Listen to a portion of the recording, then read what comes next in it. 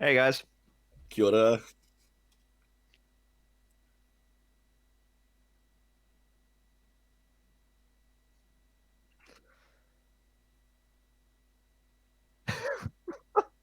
The only camera I have. I don't. My He's got laptop's his not director of photography off to the side. He's got not his like, functioning. Does this look good, yeah. Andy?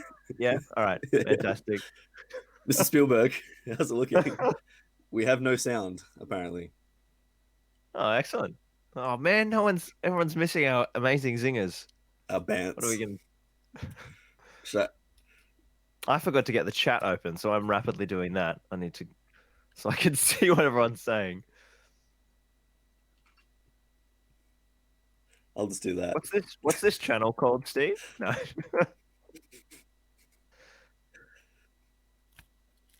Oh, Anyone cool. mute? So, we'll just take control so they can hear us. Yeah. Welcome to the FCG ZorpaZorp stream. It helps if you turn your mic on, I suppose, doesn't it? I think. Oh yeah, they can definitely hear me. That always helps. Right, so I hope that sorts it out. But yeah. That would have been really contextless for me and Tom to just start randomly saying stuff. Yeah, we will just talk. That should sort it out. We should be all good. So it wouldn't be a top table stream if there wasn't some sound or video issues from the beginning. Yeah, so I hope you can all hear me. No doubt we'll find out if people keep telling me that they can't. So yeah, do you want to introduce yourself, guys? Not that anyone won't know who you are. After you, Sir Tom. Oh, okay. Well, I'm Sir Tom apparently. So I'm Tom from Fail Charge Games, the little upstart competition from New Zealand, and Lockie's dad. This is my dad, everyone. Tom. It's good to see you, Dad. Little It's dad, a reunion. father-son catch up. This is your I'm life. Lockie. Yeah. I'm Lockie from ZorpaZorp in Australia. Yeah. Everyone's used to seeing you on a Sunday night, Lachlan. We do stuff. Yeah, that's very true. And look, I see a lot of my regulars. There's Aaron. Hey, Aaron. How are we doing? So this is Speak Friends. Basically, it's something that we've started to try and get all different sort of faces, content creators or bigwigs in each different community and things like that. Because Lachlan is a bigwig.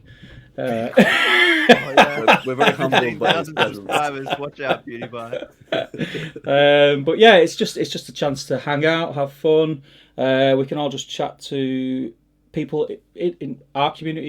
Each have got your own little communities going, which is great. And talk about what we're doing in the lockdown and how we're dealing with it and whatever we really want to talk about, really. So moving on from that, lockdown, how is it affecting you guys and your hobby stroke content creation? I know Lachlan's killing it at the minute. Well, I mean, yeah.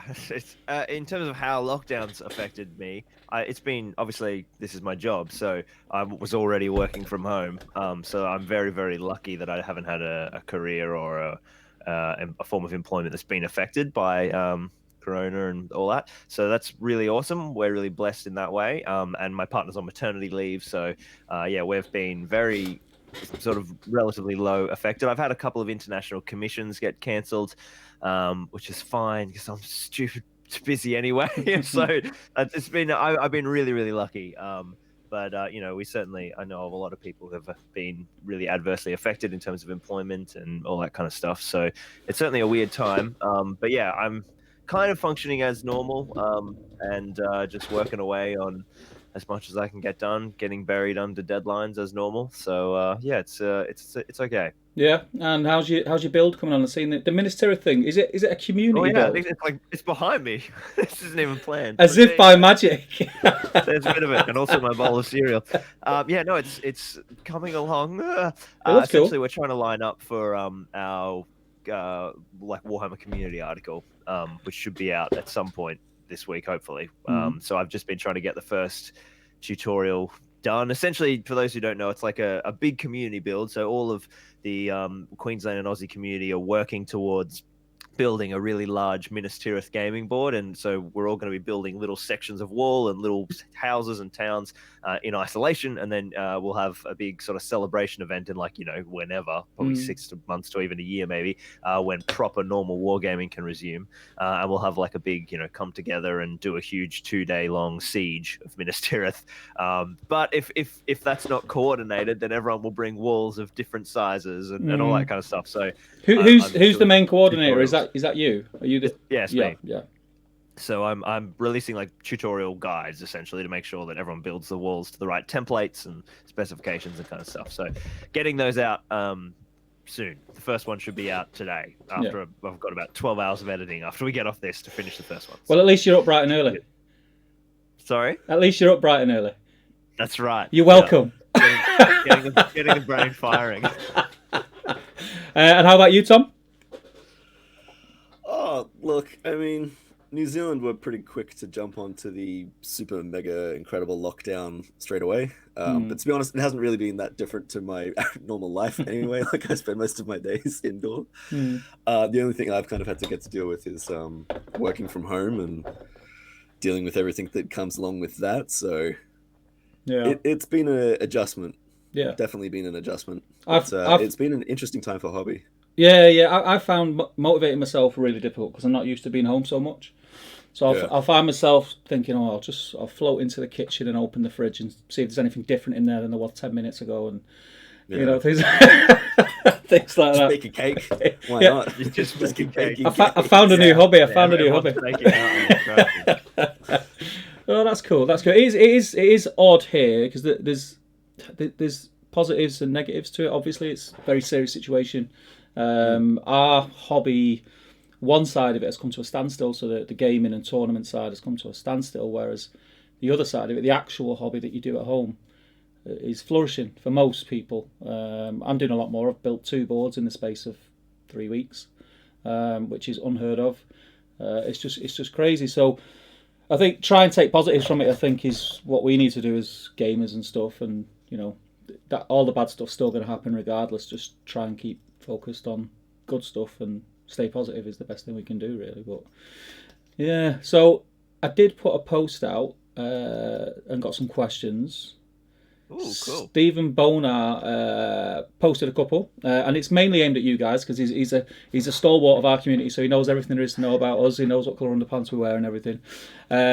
So he says we need to inform him of that. What? I mean, I was going to say I didn't know what his war pants. My chair's just started to go down for some reason. Just don't make me stand up during the stream. He says, "Hey guys, what's your gaming history as far as tabletop gaming is? I assume.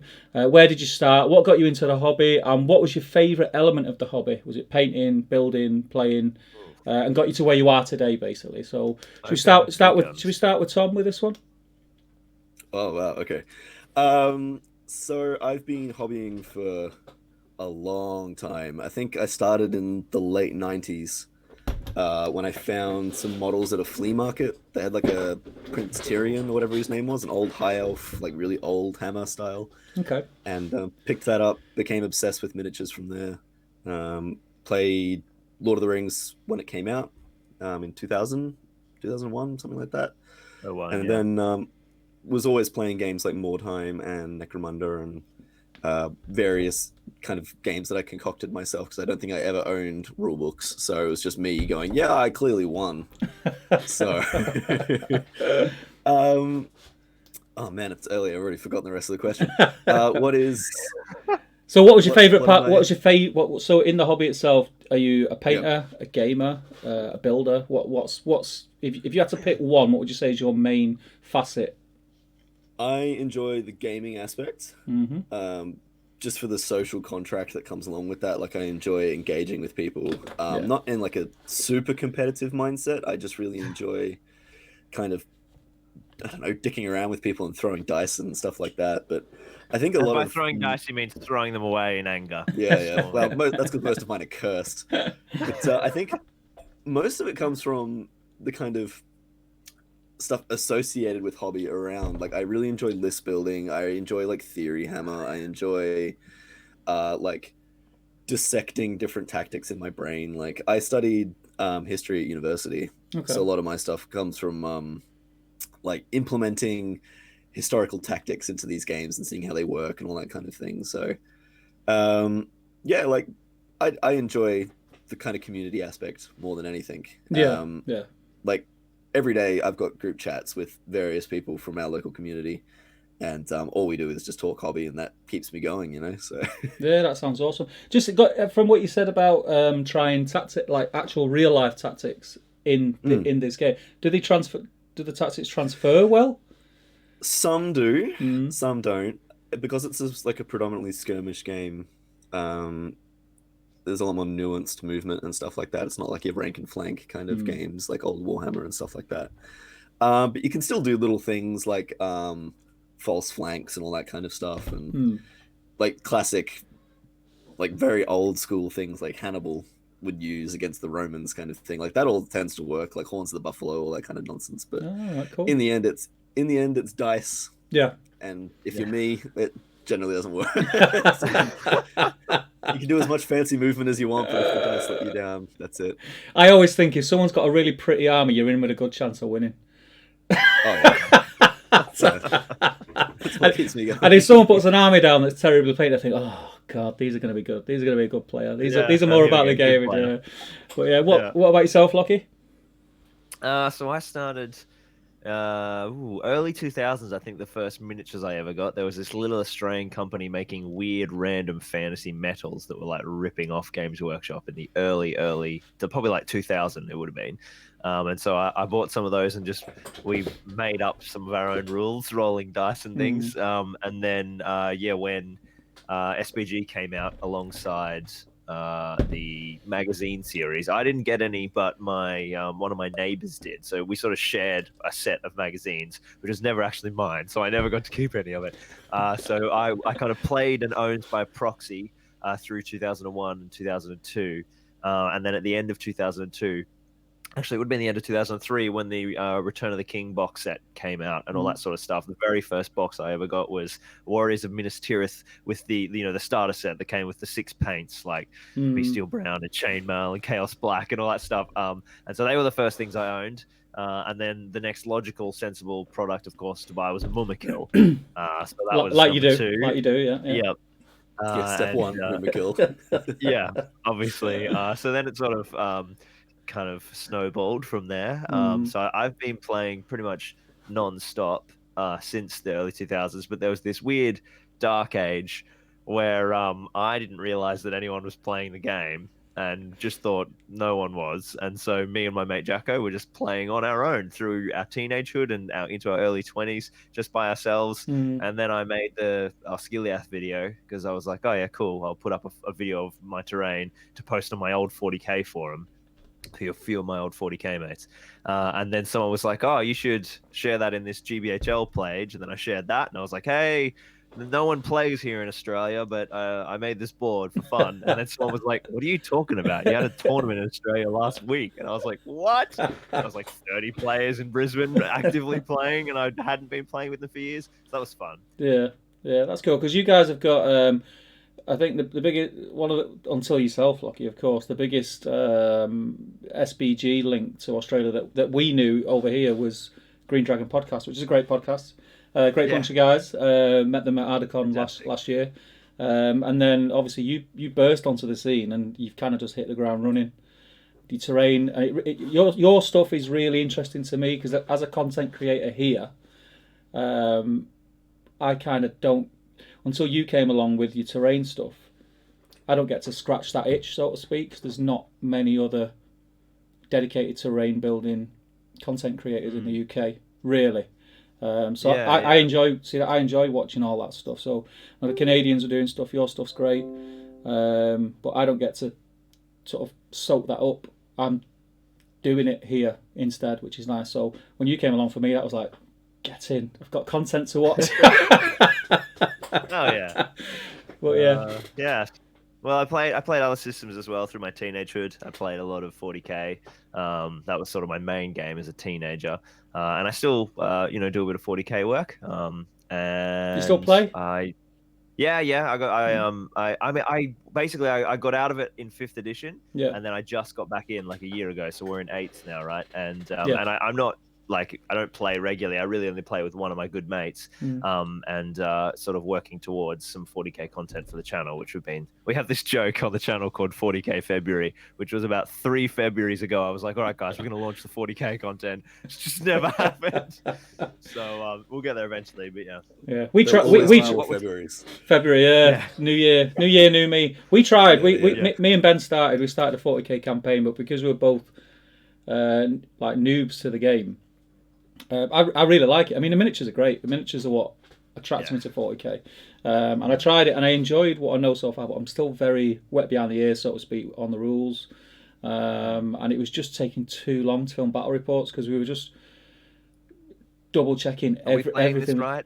Yeah, we filmed a whole battle report. We spent 4 hours filming a battle report, and then when I was editing it, I'd realised we'd missed out a major part of the rules, and the battle report was trash. So I rang Ben and went, Ben, I'm gonna have to bin this, mate. It's not. He's like, you're joking. I'm like, no, we've missed a major part. Major. Yeah, that was part. a bit like when Jacko and I are filming the first installment for our Star Wars Legion campaign, which is sort of the channel's second biggest system. It took us 4.5 days to film because we were. You just have to do everything bigger and better than everybody else, don't you? Like, well, it's a high volume shooting format, so it's very in depth because we want to make something really visually interesting for our Star Wars Legion stuff to try out a new format, but also because we're not the most experienced Star Wars Legion players, you just can't afford to make a mistake, otherwise the comment section just explodes. It is crazy. So particularly with Star Wars Legion, who are a grumpy lot. They're like 40k in that regard. They're not like us forgiving SPG community. Well, we get historical crowd that have moved on. We don't get pulled up on rules so much. Now and again we get pulled up on rules, but I mean, when you're filming a battle report, it's tough to keep track of everything.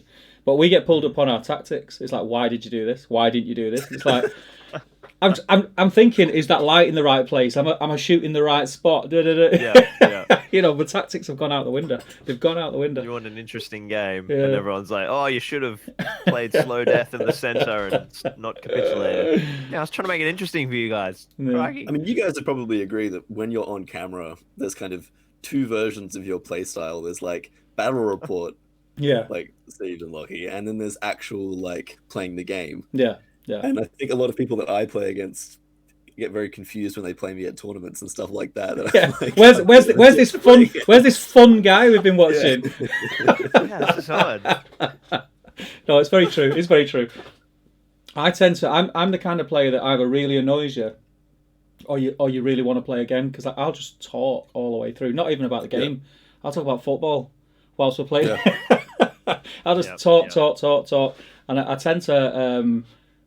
If the person across from me isn't being very responsive, it makes me 10 times worse, and I see it as a challenge to make friends. I'm very vocal. It's a shocker. Just a constant stream of chat. I don't think I can ever play Lockie. We can't play at a tournament, you and I. We just talk. We wouldn't get anything done.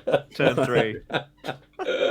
There's nothing wrong with that, though. That's what this game's about, though, right? Making friends and stuff like that. Exactly. It is. The social contact. Oh, that was the other half of the question. Wasn't a favourite part of the landscape.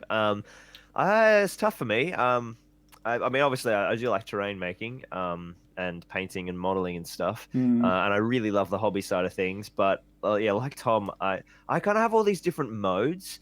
I really love like high level competitive play, so a lot of list theorizing and theory craft and stuff, and like really high level tactics at the top tables. I really enjoy that side of things, but I also really like the super chill anything just garbage play is really fun as well.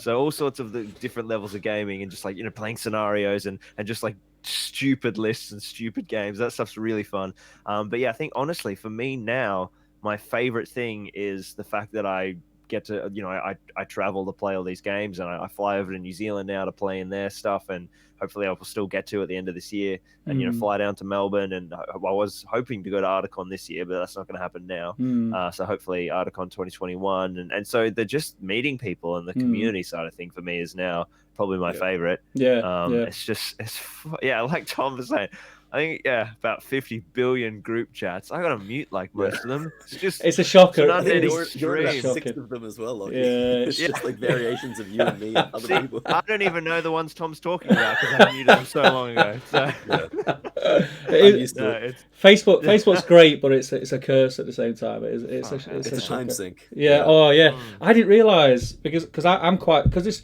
I suppose I'm lucky in the sense that there's 3 of us on the channel, so we have a chat. We have a Patreon chat with all the patrons in, and during the Monday to Friday during the week, I don't really have time to engage in a conversation on Facebook. I'm lucky if I can engage in a conversation in person with people. I'm a bit like busy. I'm like busy. Yeah. So I'm lucky that I've got then Jay and Ben can fill in at the weekends. But so 9 times out of 10, I'll see and someone will like tag me or link me in at Steve or whatever, and I'll flick it open and it'll say like I've missed like 40 odd different messages, and I'll say, look, what are you asking me? Because I'm not reading all that. I am not reading. I'm not reading that wall of text. What's the gist? Just give me the gist and I'll give you the answer. What happens? Oh, well, 17 different conversations have happened since you were last here, and our tag's no longer relevant. So be quiet. You need to hire a That's what you should personal have. assistant to just filter the chat and send you a summary. Chat So notes. today, Steve, Ben said that he was considering playing Eastlings, and then Jerry said that that was a terrible idea. That continued on for 48 minutes. Hey, that kind of conversation. knob. I'll take that. I've got nothing against that. I can't take it. Right. Right. Before we jump on to some of the other questions, should we jump in the chat and see who's in and see who's saying hi? There's a lot of people in, so I'm not going to be able to go through it. Oh my god, it's exploding. It's crazy. Holy Jesus. Wow. Let's have a look. So we have Beard Sorry, Clip. the first 40 comments are complaining about no sound. It's not too much to get It's through. all right. It's all right. Beard Clipper, Ruth's in, Sean's in, Glyn's in, Lewis. Good evening from Belgium. Welcome, my friend. Joe's in, Pat's in. Dane Paints Things. It's telling me we've got no sound. Yeah, cool. Michael Haskell's in. Gondorian Gamer's in. Justin's in. Welcome, Justin. Will Pintar's in. Again, he's telling me I forgot again about muting. He knows what I'm like. Dean Paints Things as well. Can't forget James. Jimmy! Tanya's in. Eric Schultz is in. Tim Cafferty, Ross Tomlinson, Aaron's in. Thomas Horatio. Trying to not repeat names. James Carver. That's your one of your boys, yeah. Mateo. He's one of all of our boys. Oh, wait, is that James Carver from James. Wakefield? From Wakefield. From Wakefield. Matthew's in, Danji Ross is in, Alex Kaiser's in, James Miniature Space, hi pal. Stu's in. Stu, who was on the first Speak Friend. We had all the sound problems with, but he soldiered through like an absolute legend. Dirk's in, Daniel Kelly's in, Battle Games in Middle Earth's in. Let's get through. Damien's in. Says, evening guys, arriving late but hoping for some company whilst painting. How's his Uruks doing in the campaign, Lachlan? Well, they've had mixed results. They've I mean, that campaign's chaos. There's just all sorts of nonsensical rules. My favourite quote from the last stream was from Damien, and he said, "My favourite part of this stream is when Lachlan just starts making shit up," which is pretty much what happens by the end of the battle report. So there's the Uruks the characters like level up mid game and just game random abilities from Glorfindel for some reason, and all sorts of chaos. So yeah, the Urukai are doing well. Unfortunately, Damien's wife, because he's named all the Uruks up. Yeah. This is a weird insight into Damien, fellow leader of the GBHL. Yeah. He is named all his Uruks after his family, his close friends, a mortal enemy in Tom, and then characters from Jurassic Park, which is good. And his wife dies without fail every game in the first 2 turns, but we managed to keep his daughter alive pretty long, which is sort of something I'm charged with. So it's good. They're going okay. How's Out of it? context, that sounds bizarre. Yeah. Hey, Lachlan, your channel, your rules, my friend. Your channel, your rules. Yeah, that's right. Green Tree's in, James Holden in, Steve Bonar's in, Matthew Mark T, is it? Welcome. Charlie Marino, excuse me. Darren McWilliams, Brian Anderson, Head Health Running. And I think that's it. I think we're up to date. So thanks for joining us, guys. It's busy. It's a busy stream. It's because you guys are in. You We guys pull are- the views. Sex appeal stream. That's what it is. So, is there anything that you guys want to cover before we move on to questions? Because there's quite a lot, and we don't want to one of Lachlan's usual 5-6 hour streams. So I just don't have the constitution for Lockie's streams. I don't have the constitution. You should see me the rest of the day on those stream days. My goodness. what do you do when you need to You go? gotta keep grinding. I can't believe you just don't go to the toilet in that amount of time. I mean, I'm older now, so I have to Sometimes go. do. Oh, No, right, no, right. As a I catheter. I do sneaky toilet breaks when people don't notice. When I go to change the camera, I'm always sprinting out, going to the bathroom, shoving food in my face, running back. So I have a little sneaky break. So if you say, where is that like cold? You should say, where's that Agrax? We know you've gone for a slash. Oh no, I can't find the Agrax Earth set. And then There it is. yeah. Jeez, he always takes 2.5 minutes to find Agrax Earth shade every time. Oh dear me. So, some more questions.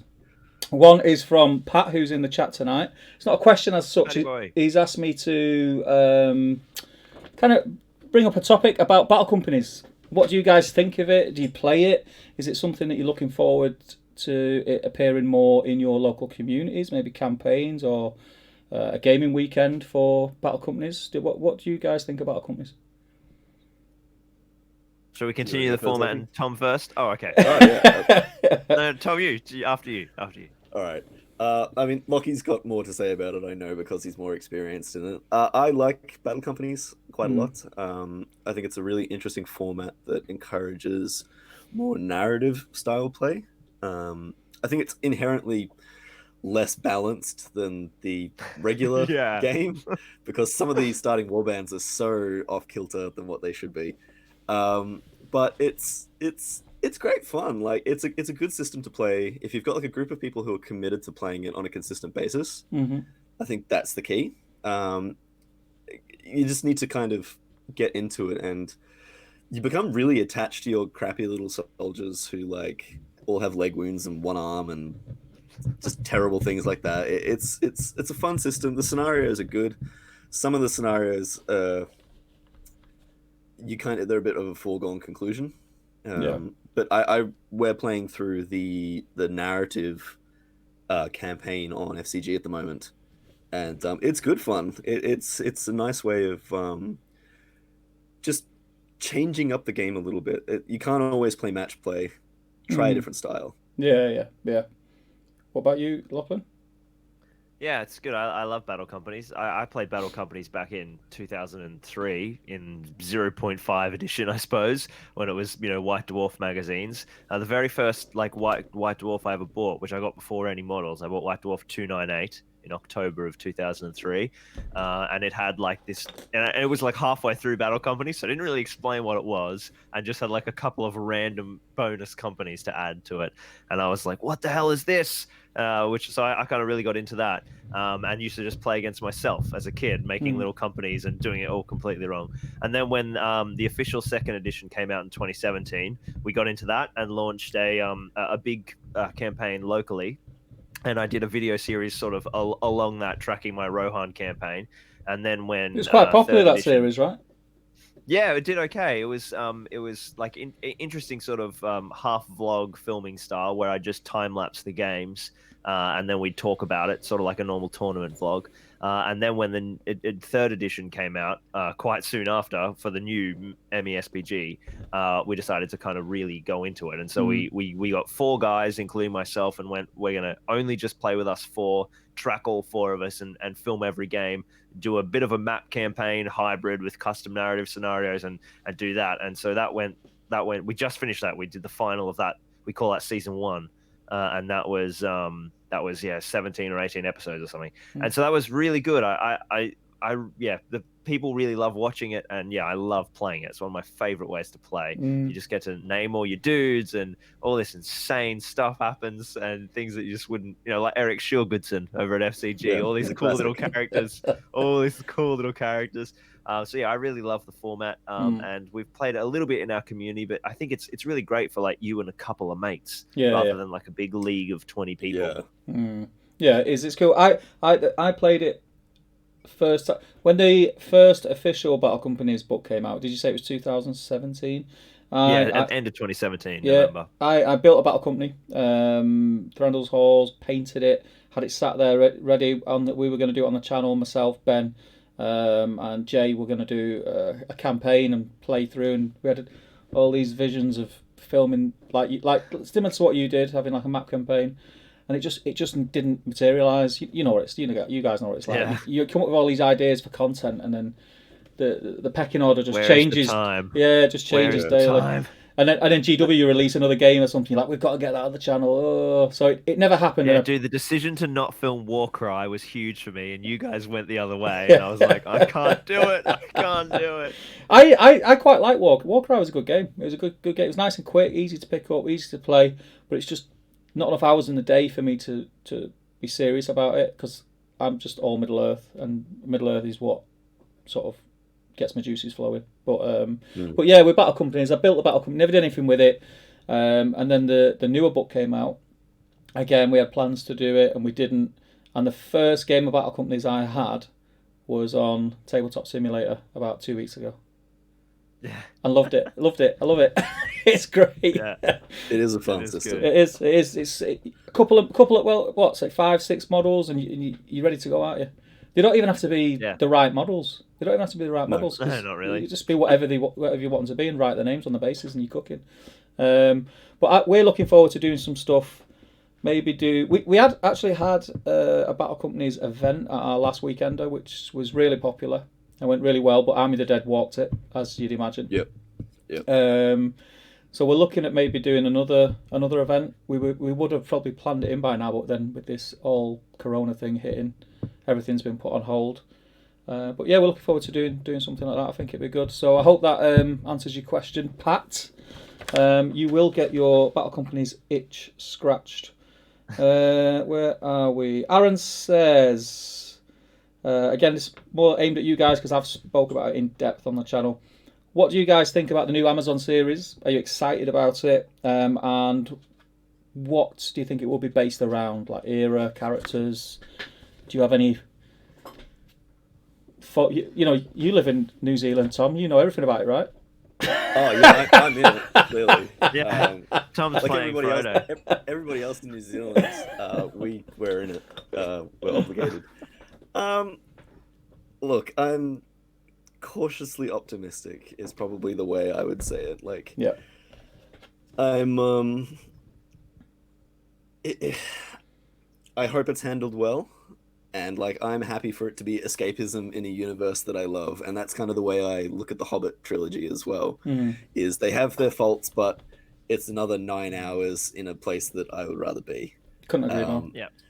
So if the Amazon series is handled with like respect that the source material gives it, and the writers kind of don't try and turn it into something too high fantasy or anything like that, like, I have hope that it'll be okay. But I think these days television is not a great divide from movies. Like, you see the quality of TV shows that get released now, arguably better than some of the films that have been released for quite a long time. So if it's handled well and like it's set in an interesting era or something like that, that doesn't divulge too much away or divert too much away from what Tolkien originally wrote, I hope it'll be okay. And like, it's good for the industry in New Zealand as well. Yeah.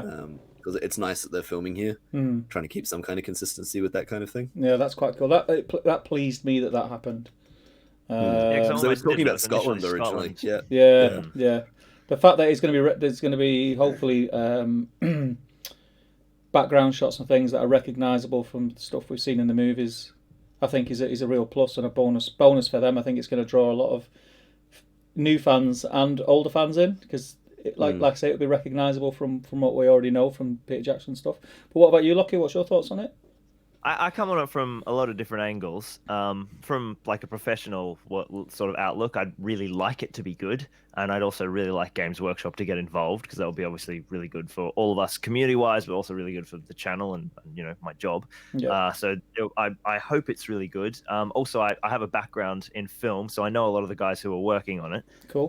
So I kind of have a little bit of insight in that regard. So I want it to be good. I have a sort of the same outlook as Tom, particularly with relation to the Hobbit. They're not the most amazing piece of cinema, but I love watching them. It's just extra escapism. That yes, they're not the Oscar-winning amazing pieces of art that Lord of the Rings is, particularly the Fellowship, but they're still awesome. Great fun films in a world that I love. So I'm hoping that we get something good. As a Middle Earth fan and taking my work element out of it, I'm super pessimistic about it. I want it to be good, but where it's come from hasn't come from a place of creative integrity. Basically, when Christopher Tolkien has been the director of the Tolkien estate ever since his father died, and he has been kind of the bulwark against abuse and using and abusing the IP to just make money. And he's been fighting the long fight and making sure that Tolkien's vision and the integrity of the state has been maintained. And he stood down from directorship at 93, and then it died just recently, which was really sad. And when he stood down directorship, literally the next day, all of the grandkids were like, finally we can get rich just like the guys from Game of Thrones did. And they went straight to Time Warner and they were like, please buy these rights and do whatever the hell you want with them. We don't care. Just make stuff and we'll get rich. Is basically the premise of the point of creation. So then that's when they auctioned it off and had a big bidding war between Netflix, HBO, and Amazon to secure the production rights. And then, now it's moving forward with Amazon because Jeff Bezos needs some market share, basically, and is trying to fill the void of Game of Thrones. So we'll see if it's any good. It came from a place of very much commercial intent, but then we look at the team, a lot of the design team, John Howe's working on it. There's, Weta are working on it. Like there's a lot of, and also there's a lot of misnomers in the community about it. They think, oh, it's Amazon, it's different. It's not. Amazon is the production company that have licensed production and distribution rights. The intellectual property license is still with Time Warner and New Line. So they're allowed, or potentially, and probably should be if they've licensed it correctly, they will be allowed to use all of the imagery from Peter Jackson's films, and it won't be too difficult to broker a secondary licensing deal with Games Workshop to fit into the existing Middle-earth strategy battle game system. If people do it right and want it to happen, there's lots of possibility there. We could have stuff that works with movies. We could even have stuff that works with that game. So it's definitely not an impossibility that we'll see cool minis, and it's not an impossibility that the films will match Peter's work. Both of those are possible, and I would say they're probable, because it would be silly, considering it's the same parent licensing, to not line that up. So there's lots of possibility that it could be good, and commercially I'd really like it to be good, and personally I'm really worried it won't be. But we could have another season 7 of Game of Thrones situation happening, but we'll see. I think they've done the right thing with, they've obviously paid respect to the fact that they're coming into a world where the Lord of the Rings and the Hobbit trilogy have been made. They're not trying to remake the wheel or anything like that. They've seen a recipe that works, and they are paying respect to that with the back end team that they have brought on. So yeah, here's hoping it's good. We all want good TV. I'm optimistic. I think I'm looking forward to it. In the same vein that you mentioned about how most of us feel about the Hobbit movies, I'm just glad that we're getting more content to soak up, which is based in the world that we all adore. I can't see it being terrible. Let's put it that way. It's not going to please everyone when it gets released. You're going to have people singing about it from the rooftops, I think, and then you're going to have people who are slating it. You're not going to be able to please everyone, not in this day and age, not with the internet and things like that. But I just can't see. I can't see it being terrible. So I hope it's great. They've moved away from the War of the Ring era as well. It's all set Second Age in Numenor, where they've got 17 paragraphs to go off, and then the rest of it is just complete free reign, which is why they've picked that region, so that they can just do whatever the hell they want, basically, and make a dramatic story that fits what they want. So there's a lot of stuff that they need to obey, but there's also not as much obligation for them to do so, particularly as they only have rights. It's literally just a rights to the content from the appendices of Lord of the Rings. So they can't even use anything from other elements because that's not licensed. So they have a lot of freedom, but they still have a lot of obligation to respect the world. So yeah, we'll see. Hopefully it's good. We'll have to wait and see. I mean, we'll have to wait and see a little bit longer now because everything's been put on hold. But as far as the GW side of it is concerned, we were at, I think it was myself and Jay. I think Ben might have been there. I can't remember. I think it was Warhammer Open Day at the beginning of the year, and somebody asked the question about the Amazon series and whether GW would think about trying to get a license for it. And apparently, talks had already been held at that stage. We were given no indication how them talks went, whether they were positive, negative, whether it was a route that they were already planning for. But they'd approached Amazon already to talk about rights for the game, which makes complete sense, right? Yep. Yeah. Which would be cool because we're going to get a ton of new minis. Imagine all the new miniatures that would come out with the series. Yeah, I mean, they'd be crazy not to. They, with the way that the cultural bandwagon works, like the explosion of Game of Thrones, the explosion of The Witcher, like every time this new piece of cultural IP comes along, the community gets swept up in it. And we saw what happened with Lord of the Rings, and the way that was amazing. Well, obviously it was the birth of the system, but we had people ended up playing 40k in Sigmar because of Lord of the Rings. So it was a gateway drug, and that's what they'll try and set up again. But it depends. They also have a lot of memory of how unsuccessful the Hobbit release was. So we'll see. What do you put that down to? What do you put? It'll just come down to numbers. Well, the difference in success of the actual IP and the films, and the strength of the brand between Lord of the Rings and the Hobbit. Lord of the Rings is very recognizable to a lot of people. Not that the Hobbit isn't, but when you go, "Oh, Lord of the Rings," I'll get into that. Whereas you don't say, "Oh, Hobbit, cool, kid's storybook adapted into a game." So there's a lot of non-war gamers were lured in by the fact that they'd just seen Legolas at the movies, and I can get a little mini Legolas, and in you go.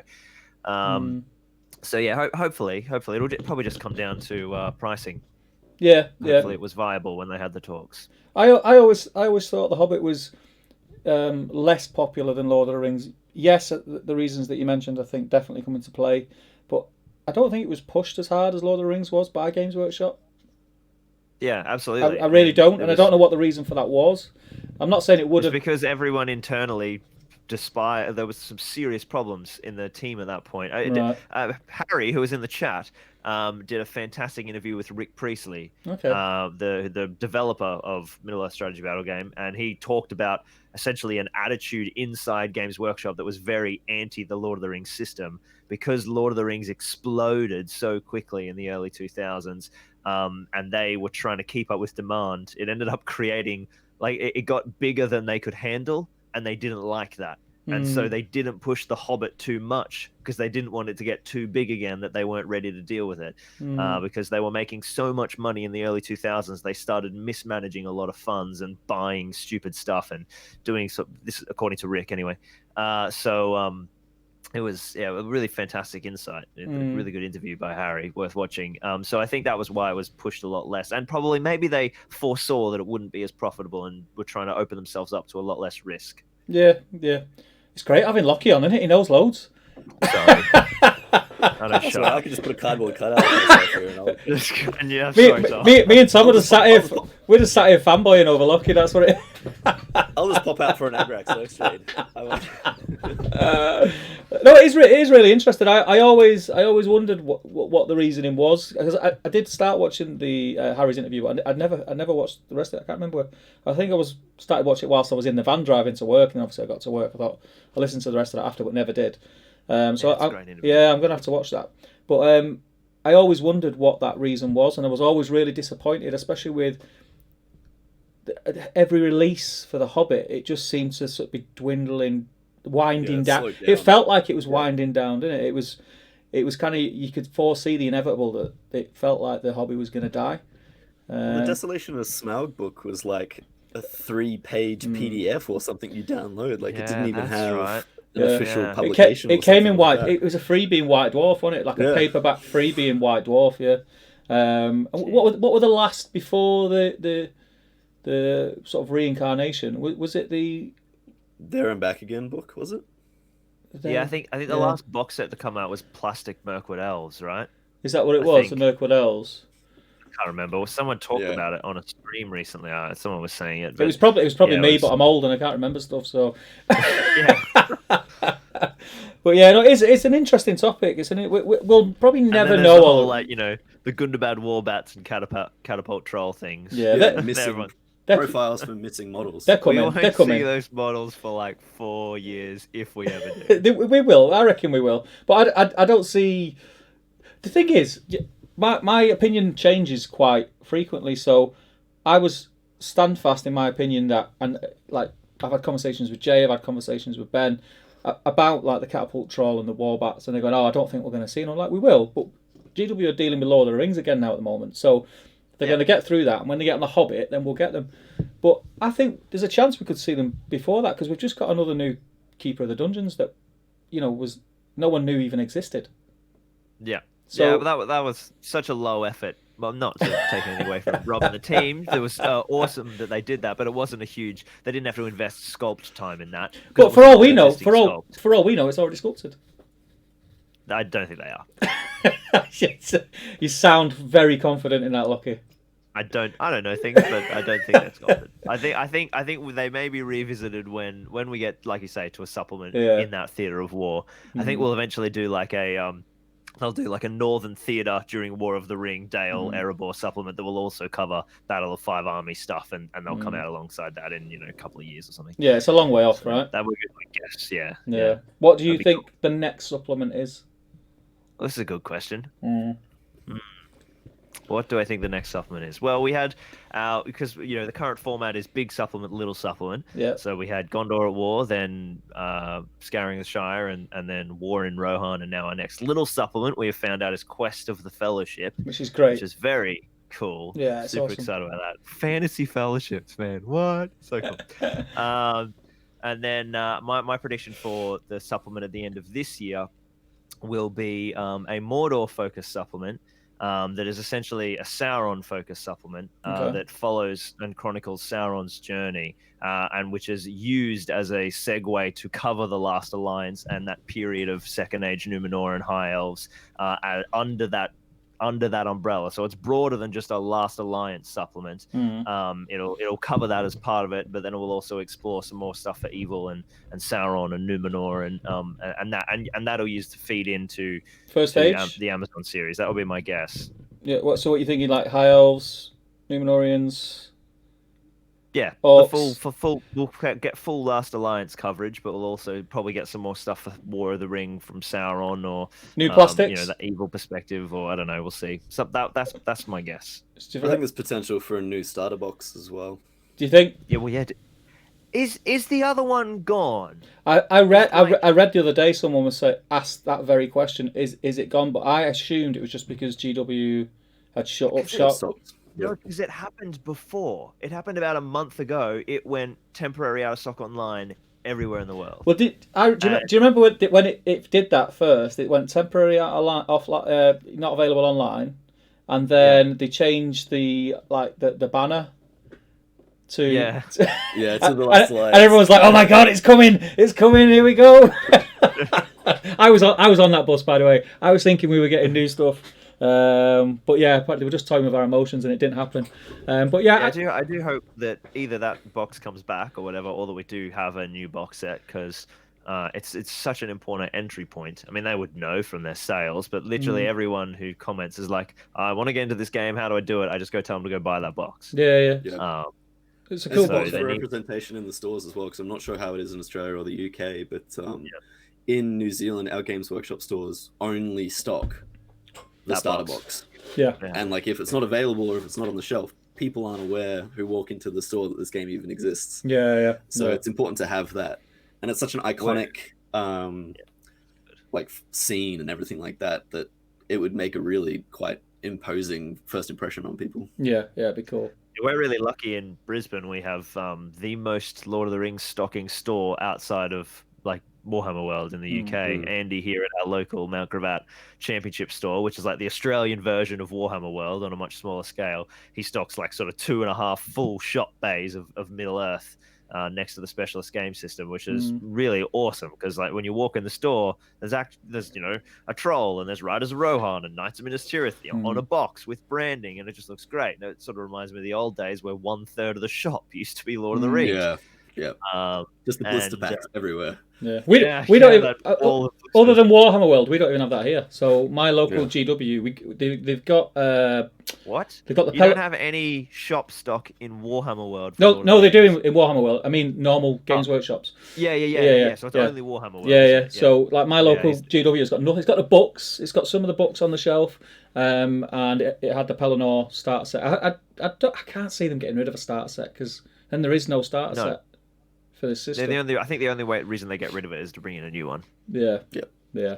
But yeah. Should we jump in the chat and see what people are saying? We've kind of just been chatting. Indeed. amongst Yeah, we're ourselves. just totally ignoring the line. I'm going to swing a battery 1 sec. Yeah, no worries. Let's have a look. So Charlie says that he went to film school and Lockie could not have made a better case. Cross fingers and hope they don't blow it like Game of Thrones. Yeah, I think we'd be good. Buster Leng.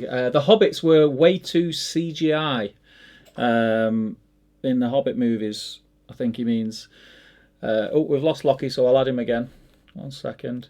I think they were. We spoke about this. Me and Damien spoke about this, Tom, in our last live stream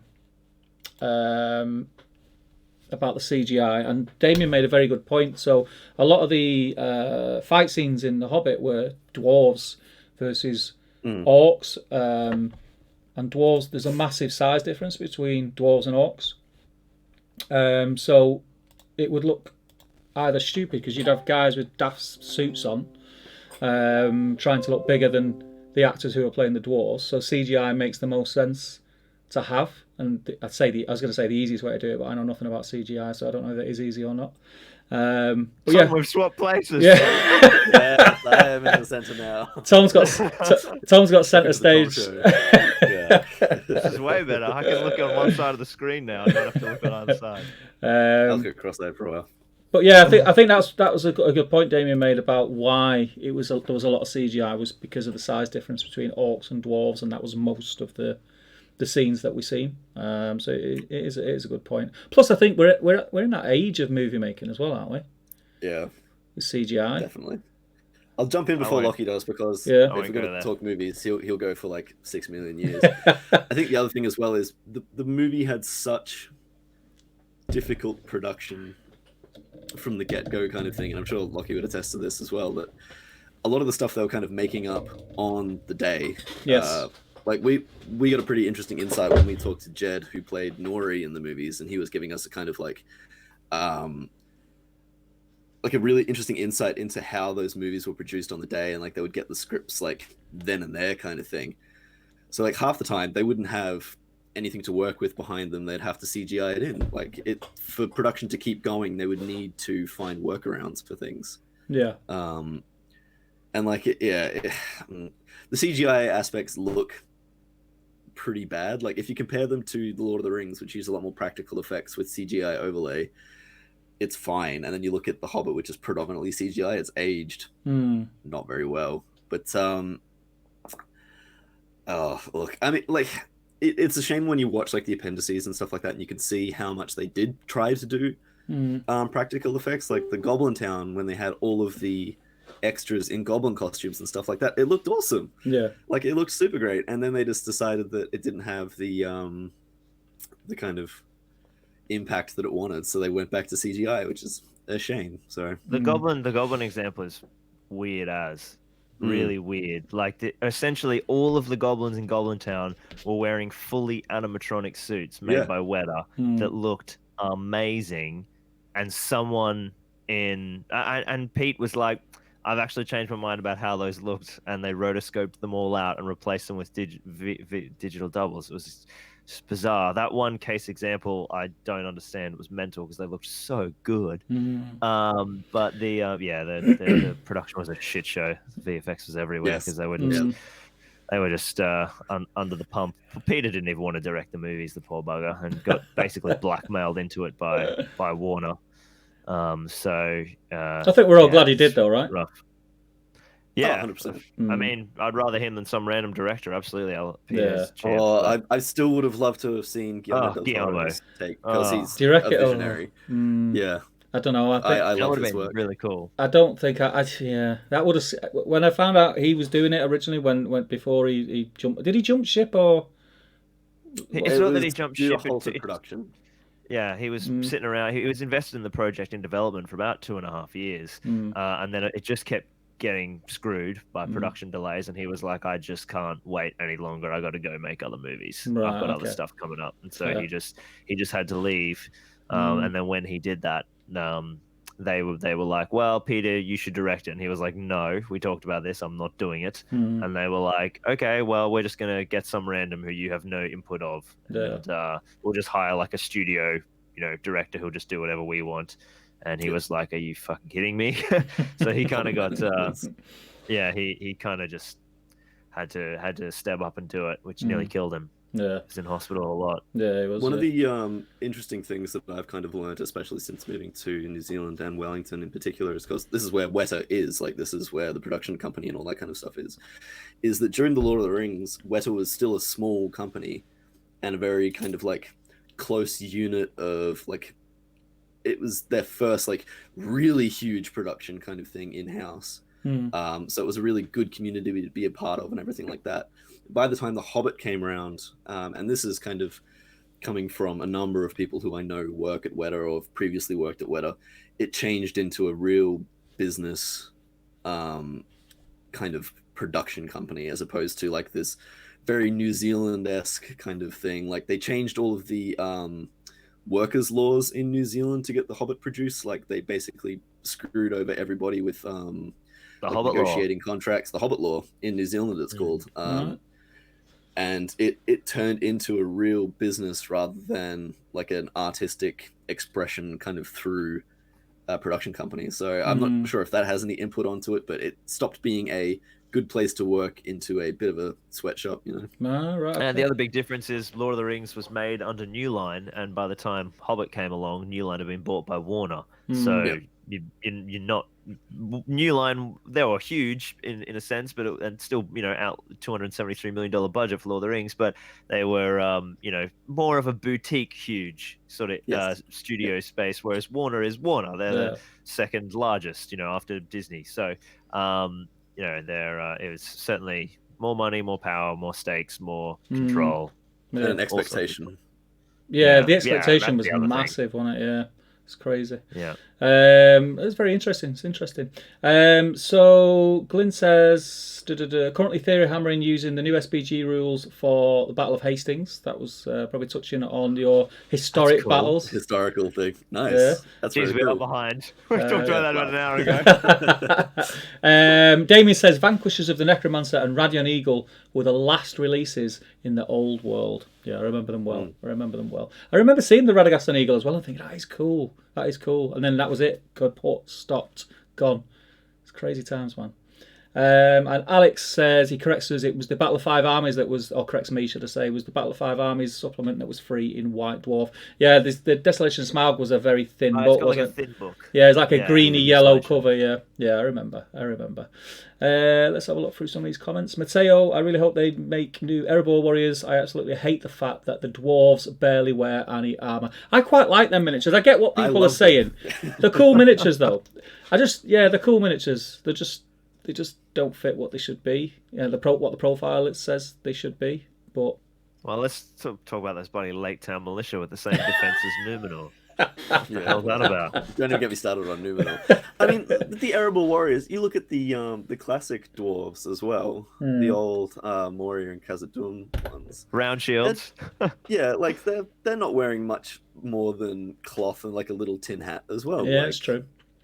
It's true. They're basically dressed the same. I think it's just the art style changed a bit to the more kind of GW did their best effort to make a believable dwarf in the Lord of the Rings universe, and then when the kind of more canonical style, really geometric shaped kind of like angular armor and stuff like that, I think the Erebor warriors look cool. Yeah, I think they look cool. They look more. They're more. I can't remember them. It's like they've gone for a more realistic style, and the old dwarves were more sort of fantasy-esque, weren't they? Like Warhammer Fantasy. Very much so, yeah. I love the old metal dwarves. I never had any interest in the old metal dwarves when they were out. Yeah, I know that you're wrong. Yeah. But I hear what you're saying. And incorrect. I really love the old medals. I think they're really fun. I know Sloane does too. So Sloane, you agree, don't you, Sloane? Yes, I agree. See, Yeah, he's definitely agrees. yeah.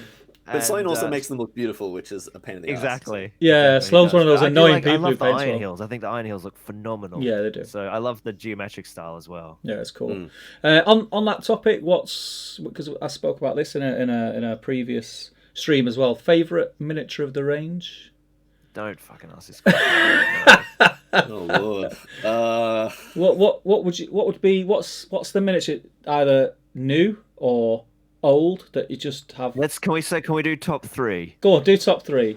Do top 3. All right, now I'm gonna think. It's not going to be carved. It's All not. right, And we're not going to etch this into stone. You know, Lucky. You don't have to stick with Okay, it. Next all right. week you can change your So mind. Rohan Royal Guard. Rohan Royal Guard. For Okay, sure. yeah, it's a good shout. Will be in my 3.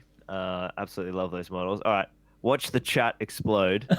The old metal Knights of Dol Amroth. Oh Love the big no! helmet. What else? What else? I was going to One crack a more. joke then, Lucky, but I won't. Well, now I want to know. That's not fair. You can't say that. I love the big helmet. I've worked it out. So what have we got? I love the old Citadel Guard as well. They're really great. The metal Osgiliath veterans are really cool. All right, I'm going to meditate on my third one. Tom, you do. It's interesting that there's none of the new stuffs okay. in there. So that's interesting. What about you, Tom? Sod the new stuff. Oh man, I've got to think. I love the Master. Yes. The He's Hobbit, cool. the Master. It's just an amazing model, and like the opportunity to put Stephen Fry on a wargaming table is too hard to pass up. The Sam from the Clutches of Shelob set, where he's got the file and the sting, I absolutely adore. Like Sam is one of my favorite characters, and that model is like by far my favorite Sam sculpt. Yeah, that's very cool. And for a third, oh man, hard to say. I really like, and like everybody's got like 6 of them stashed away in drawers and stuff like that. But Denethor, I think is a really nice sculpt. Lots of character. Great face. And he looks kind of, I don't know. He has this gravitas when you put him on the table because he's not like in a dynamic position. He's just kind of like doddering around and kind of looking a bit grumpy and stuff like that. And I just think it's really cool. Yeah, personally. it's cool. It's cool. Very good shout. That is a very, very cool sculpt. I do like it. I suppose I've done 2 warriors. I should at least do 1 hero. I love that Sam sculpt. I love Breaking the Fellowship Aragorn. Yes. Yes. That's a stunning sculpt. So I'll The probably, old Metal 3 Hunters Aragon is my favorite Aragon. I love that arrow. Everyone goes on about how they don't like it. The 'cause of, boat- scale size difference. I do not care. It looks amazing. It's got all the stuff and it's rangery and he's Numenorian bloodline. He should be taller than everyone. It's fine. Exactly, 7 foot tall. All three. I mean, love all 3 of those sculpts are great. They are slightly big on scale, but as far as sculpts go, all 3 of the hunters are. Yeah, I think great the sculpt. Aragorn is head and shoulders above the Leggy and the Gimli, but the Leggy and the Gimli are still great. They're really Is that cool. the Gimli that's like a little monkey? No helmet. doing this He's got kind of- no helmet. It's like No. like a little chimp. throwing his axes. Yeah. So did you Good think? question. What about you, Sue? Did you? Oh yeah. Thranduil and Elk is my favourite model in the range Oh Yep. yeah. by far. That's a It's good a beautiful model. Favourite models after that? Fellowship Aragorn, not Fellowship. Weathertop Aragorn, definitely up there. Oh, with the torch. Yep. Yeah, definitely up there. And I don't know. I've got that many. I'm looking around my shelves now, thinking, what do I like? What do I like? I like a lot of the. I can't pick one, but I do like a lot of the Gandalf, the old Gandalf poses, the original poses, the original Fellowship poses. Great. This guy. The breaking of the Fellowship pose, the Aragorn, Gandalf that you get, which is actually the same pose as one of the Gandalf Balrog sets. Yes. The Where Gandalf doing it. because there's like 2 different ones. One where he's standing with his hands together, where's the camera, and one where his hands are like slightly apart. They're like very similar sculpts. There in is slightly some very different similar boxes. ones. Yeah. It's like a gluing accident. Yeah. Yeah. Yeah. Re-sculpted him. Yeah. But is I it? think the Gandalf that I use and the one that I have is the classic Rivendell one, where he's kind of like leaning on his staff and pointing off to the side. Yeah. Just because it looks like the old artwork that was always on the covers, kind of thing. Yeah.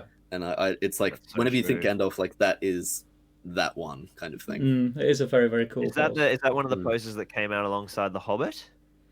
No, it's really old now. I don't even know when it came out. It's called Rivendell Gandalf, right? Rivendell Gandalf, yeah. Oh, it's the sculpt. Yeah. Oh, it's amazing. It's just pointing. It is cool. It is very, very cool. I mean, what's your favourite Gandalf is a whole new question, right? Yeah, we could That's your favourite Gandalf. I'll jump back in the chat. Let's see where we are up to here. Where are we up to? What the hell? I've never seen this mini before. Isn't it cool? This is Lachlan. He has a Middle Earth SBG YouTube channel. He's never. What is this? When did this come out? Have you really never seen that? No. Oh, there we go. That's on a beautiful 25mm GW base. That's definitely a. I'm looking at the right thing, I think. Yeah. Yeah. Yeah. He's on Yeah, the staff it's meeting, pointing. It's the old Lord of the Rings stuff as Gandalf. This is nuts, right? I'm going into research mode here. No, you're not. You're going on eBay. Don't tell lies. Let's have a look. Yeah, holy shit, there he is. I've never seen that before. You need to invest now, Anyway, mate. Invest in that. I'm Invest. Yeah, invest. Joe Holzman says, I always thought part of it was to do with it. I'm talking about the films again, I think. Production, meaning there wasn't much to go on. And they were always behind the trend on sculpting. All right, coupled with price increases. That was when we were talking Hobbit about stuff. the Hobbit stuff, yeah. Yeah, that's why some of the models are wrong, is because, the concept design and follow through was changing every day on the set. Everything was last minute, it felt like. Everything was last minute. And then there was a lot of fine cast as well. Fine cast as a material, I'm not going to get onto the fine cast thing, but fine cast as a material is not a bad material. It's just that I think they used it on things they shouldn't have used it on. If that makes sense. It's not. There's some models that are fine cast that are fine, but then there's other models that are quite spindly and should never be made in fine cast. Never ever. It's just trash. Say what you think, Lockie. Say what you think, my friend. Let's have a look. I don't actually mind fine cast. So just putting that out there. I do a lot of conversions, so models that are fine cast is great for converting because you can just chop them up with your knife dead easy. That's what I like about it. It got a bit better towards the end, but I was around at the beginning. We probably all were, but when you'd get a model in fine cast, it would literally have like 15 bubbles in it. Yeah, bubbles were a shock. shock. Commercial customer service would say, "Well, that's why we released liquid green stuff. Yeah, do some hobby." Ridiculous. I'm yet to see a Bard model that doesn't have like the Michael Jackson nose, like just come off completely kind of thing. Yeah, it always just have a big divot in the face. Yeah, it's. I just wish they didn't do that some of the heroes in fine cast, like when they redid the Legolas, which started off in metal and they done him in fine cast, and he just went very gaunt and thin and sucked in because. Yeah, right. Which Leggy was it? A Hobbit sculpt or an no? original It was one of the original sculpts. I think it was the. Is it the Amenhen Leggy? They released him on his own, but they done him. He started off in metal and then they did him in fine cast, and he just looked shocking. I like that we're moving back that way with all the made to orders. They're coming out as metal. That's awesome. Yeah. I love metal. I'd have whole metal armies over resonant plastic until they fall over. Until they They're fall heavy. over on a Realm of Battle board. It's awful. I love them. Don't get me started on metal. I hate metal. It's the depth. The depth in the sculpts is so much better with metal. Yeah, it's really great for painting. It is cool. I've only got like 120 hobbits all in metal. So yeah, I did. You see, like last week, I sold like half my Hobbit collection. I was like, I was like, well, there goes the scouring. Yeah. No, what I did was I kept just enough models for all the scouring in the show. It's not the surplus. Yeah. Are you still going to get through those scenarios? You're going to do them on camera, Lockie? Yeah, eventually. Yeah, Jeremy from the Green Dragon and I are gonna knock them out at some point. We put it on ice now because of COVID, but it's gonna happen eventually. Yeah, we did a couple. I mean, Sloane and I have been meant to be doing them for a year, I think. Since the book came out, we're like, we'll do this, it'll be fine. Yeah. I built everything, we've got everything ready, and it's just. And then they release another book. Finding the time is hard. And then they release another one. You're like, okay. Okay, jumping back in the chat, let's have a look. Darren McWilliams, guys, don't want to sound like a suck up, but I follow all of you, and you're doing a great job keeping the hobby alive during lockdown. Thanks, guys. Dazza. Thanks, man. Hey, Darren. Thanks, man. Appreciate that, pal. Comments like that, you don't sound like a suck up, man. It sort of gives us a little bit of justification into doing what we're doing, and we don't sound like weirdos who just produce videos like really vain idiots. Hey, let's not promise something. When's the next Failed Charge Games live stream? I enjoyed them. We used to listen to them whilst I was at work. I don't know. It's a kind of tough thing at the moment. I know there's a lot of comments in here asking where Sloane is. Sloane is incredibly busy at the moment. He has like a real job. So like while I'm usually he's a big boy. While I'm usually always available, kind of getting hold of Sloane is tricky. And because it is a project that the two of us do, I'm not comfortable kind of making content without Sloane. Yeah. So it kind of everything goes on hold while he's in kind of preoccupied. So yeah, please hold out. We will get a lot done once this is all lifted. Like Sloane and I talk every day about stuff we want to do, and we've got a whole bunch of plans for stuff we want to do. So there will be a lot of things coming. It's just we don't really shoot stuff in isolation. Yeah, it's tough, right? I mean, apart from yourself, Lachlan, you do this full time, which is like the dream. It's tough when it's not too bad now. We're able to produce loads of content now because I'm at home all the time. Excuse me, but working full time and doing YouTube and trying to get hobby in as a hobby, because YouTube has kind of, it's part of my hobby now. Yeah, it's kind of become, and I don't mind it because I enjoy it. I've learned, because I knew nothing about cameras, sound, filming, anything. I knew nothing when we started. All you got to do is look back at my first videos and you'll work that out pretty quick. So it's a cool thing to get into and learn, and I'm picking stuff up every day and learning stuff. Dangerous. Yeah, it's dangerous and expensive.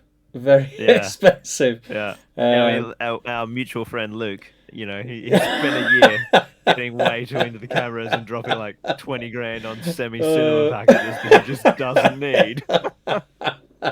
I remember we had Luke at the one of the events we did last year. He came and we put him up, and he was doing like a board build seminar thing. And Luke's a cool guy, but we'd went out in the evening. We went to the pub. There was a band on. We were drinking, and we went back to our Airbnb. We were all sat around this big oak breakfast table. Myself, Luke, Tommy Sewell, Ben was there, and Luke just gets talking about lenses. And if you get Luke talking about lenses, you're in for the long haul, man. You can't get a word in. You're like, right, okay. Bokeh, you can't get that. They're at 50mm. I mean, nifty 50 on my C300, yeah. Off he goes. He's great. I love Luke to bits. I love him, but yeah, he likes to talk shop a lot. He loves it. He does it. This is Luke from Luke's APS Geek Gaming. For anyone in the channel, has no idea what we're talking about. But yeah, he's great. But yeah, it's tough. It's very involving, and basically the point I was trying to make, I'm like you, Tom. So I work, and trying to meet up with the other lads to film can be tough. And it's like sod's law now. We're in lockdown. We've got all this time, but we're not allowed to meet up.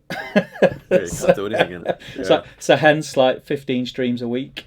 It keeps me busy, but it is fun. I love doing the YouTube stuff, and I think it's because I get to interact with all these people that you're chatting to constantly on Facebook, and you can have this live interaction. And also then when you go to events, I'm terrible with names, terrible at remembering people's names. So it's good that people come up to me and go, "Oh, it's blah blah. I was chatting to you on." I'm like, "Oh yeah." Or if they like in the YouTube chat, they've all got these strange names. I won't know them anyway. And they're like, "Oh yeah, it's Tonka Viking off YouTube." And I'm like, "All right, mate, yeah." And you've already broke the ice. You already know each other because you've been talking for months. So it's great. It's a great way of meeting people and making friends. But yeah, it's cool. Let's jump through the chat. If there's anything in the chat, guys, that you want to pick up on that people are asking from your communities, please just jump in. Charlie says he'd love to see more fiefdoms and halberad and Dunedain on horses. I've picked that out because, yes, that is very true. I think we'd all love to see that. But did you guys see Generation Shift's conversion of halberad on Facebook? Yes. Oh, yeah. Was that the one that went up on GBHO last night? Yeah, how class is that? Oh, my goodness. Beautiful. It's absolutely stunning, yeah. Matt is one of the loveliest guys you could ever wish to meet. He's an absolute sweetheart. Where is he? And Manny. I want to look at it again. He's very talented. Very talented. He sells bases, by the way, if you want to buy any bases. Yeah, no, he threw some prize support to us for a couple of tournaments that we ran in New Zealand, which was really cool. Yeah, he's very cool like that. Yeah, he's a great guy. Let's have a look. What Gorgeous else? model too. Oof. Yeah, he's done. Did you see his Asciliath that is now on display in Warhammer Worlds? Oh yeah, I didn't realize that was his. Yeah, that's Oh, his. that's Yeah, sick. yeah. Yeah, cool. He done that. He's done so many cool stuff over the years. He converted a full army of the Dead, but he converted every single model not to be dead. So it was the army before they were Army dead. of the Living. Army of the Living. It was class. It was absolute class. He's very talented, very, very talented. Oh, my chat keeps jumping all over the show. Let me drag this over here. Following this chat is different. Yeah. Damien says it's official. Lockie takes 2.5 minutes to pee. Agrax. Listen for the Agrax and then you'll know. Yeah. So Glenn's given us his 3 favourite models. Guys, if you've got any questions, do pop them in the chat. We will pick up what we can. Pop them in the chat. Let us know your 3 favourite models. That would be good. Glenn has let us know his. So we will now rip those apart for him. At number 3, he has the old Metal Witch King on Fell Beast, which is a good shout. It's a good shout. LSR on foot, I think, is out there. I'm not a fan of the LSR models. What about you guys? I like cutting them up. Yeah. I just good conversion material. I just think they could have been and should have been so much more than what they were. Yeah, they were pretty Uninspiring. Yeah. Imagine, I was disappointed like we didn't get a plastic one for Gondor at War.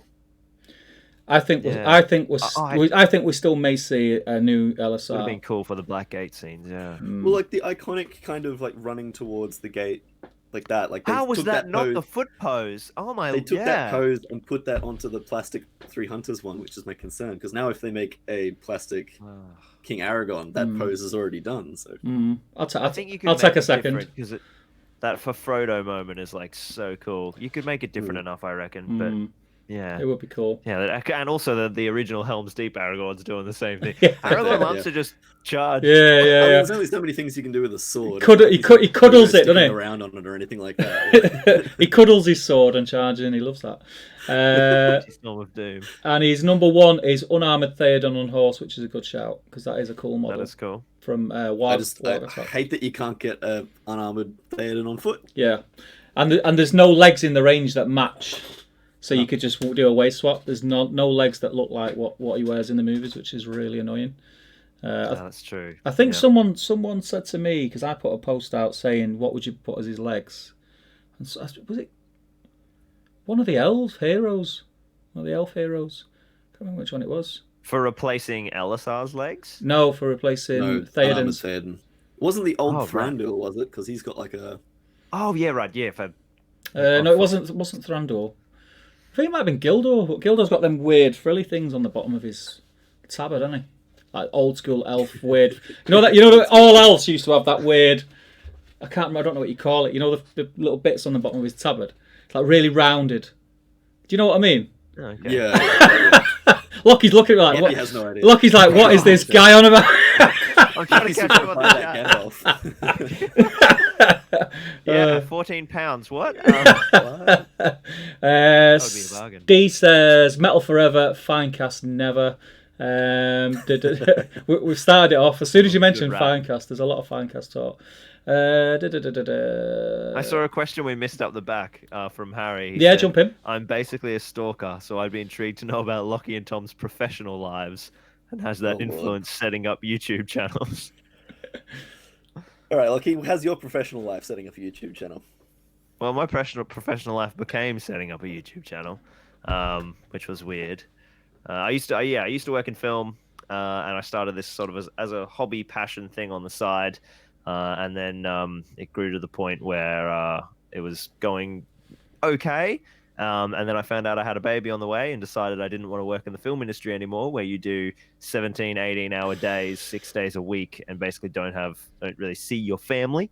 And I didn't want to be that kind of absent dad. So I decided that a career change was due.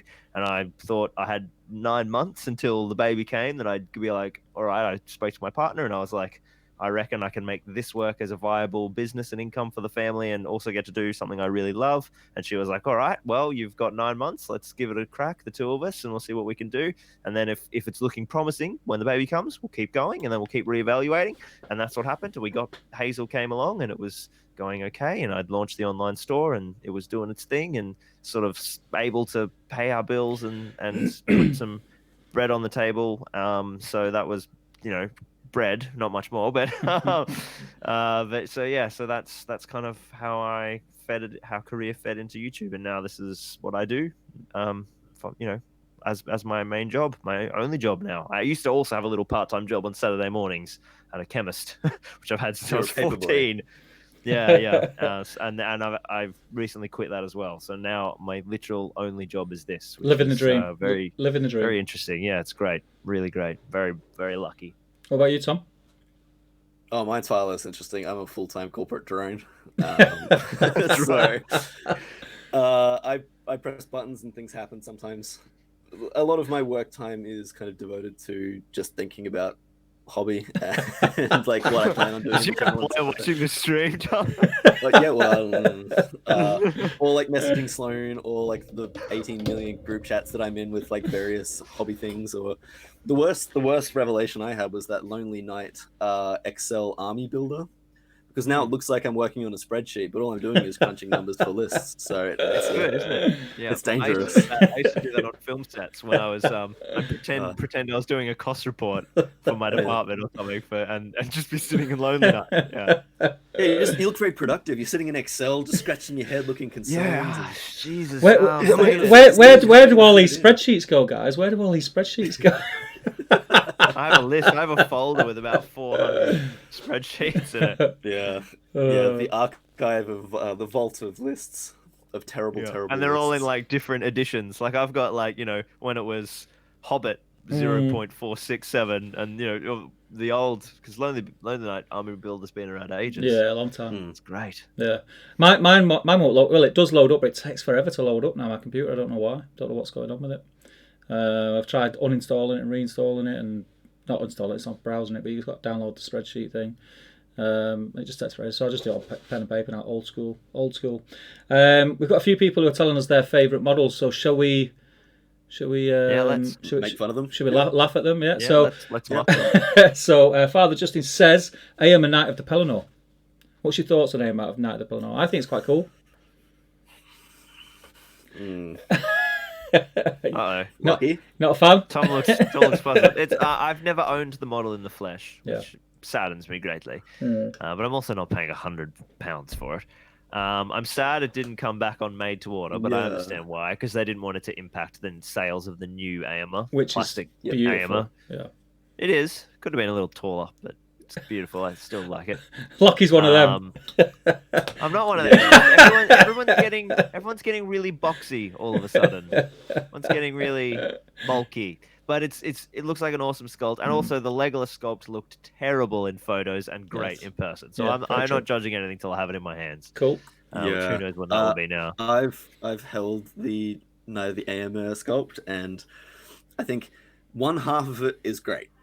It's a really nice model if you look at it from the side that he's looking at you from. Oh, it's gross from the back. There's not a whole lot of detail. So as like a 2D kind of static image, it's great. Yeah. But like I can understand why people would really like that model, and it's like a amazing character, really characterful kind of pose and everything like that. But it just looks like they did one half, and then it was like 4:55 on a Friday, and they're like, shit, I've got to do this back end. So they kind of like, I've got to get this spreadsheet finished. I don't mind it. I quite like it. I think I really dislike the original one. Shocking, yeah. Okay. I just thought it was so static. It was so like 1980s Games Workshop. Like it just reminded me of like the barbarian poses, like that were all the same. Like Warhammer Fantasy barbarians. Just reminded me of things like that. So I really liked it. I converted quite a few of them to get a foot model of them, which was a nightmare because cutting through that cloak with a razor saw was tough, man. You cut through AM and Night of the Pelennor to make a foot model. Yeah. I think I've got 3 foot models that are Jesus. Racist. it took forever. Yeah. But yeah, I quite like it. I think it's a really dynamic pose. It's quite cool. I understand what a lot of people are saying. I understand your point, Tom. I understand the point about a lot of people will say that the horse's pose is very odd. It's very It odd. is weird, isn't it? Yeah, it's a very odd pose. I get it, but I just think it's out of the 2, it's the coolest in my better. eyes. Yeah. Oh yeah, absolutely. Yeah. So yeah, I don't mind it. So I'm on your side, Justin.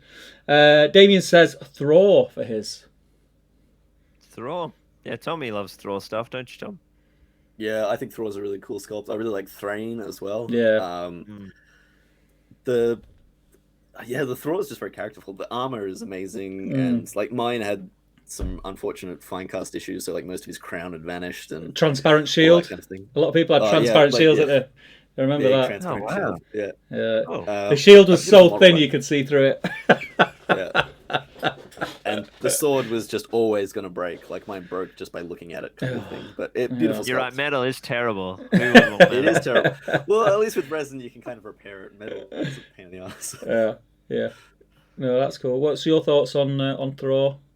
Lockie, you like Thor? I just have used so few of the Hobbit range. Like I don't actually think I own a single Hobbit model.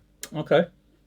No, I don't think I do. I've seen Army of Thor a fair bit. I think we need to start up a crowdfunder, mate. Get Lockie some Hobbit models.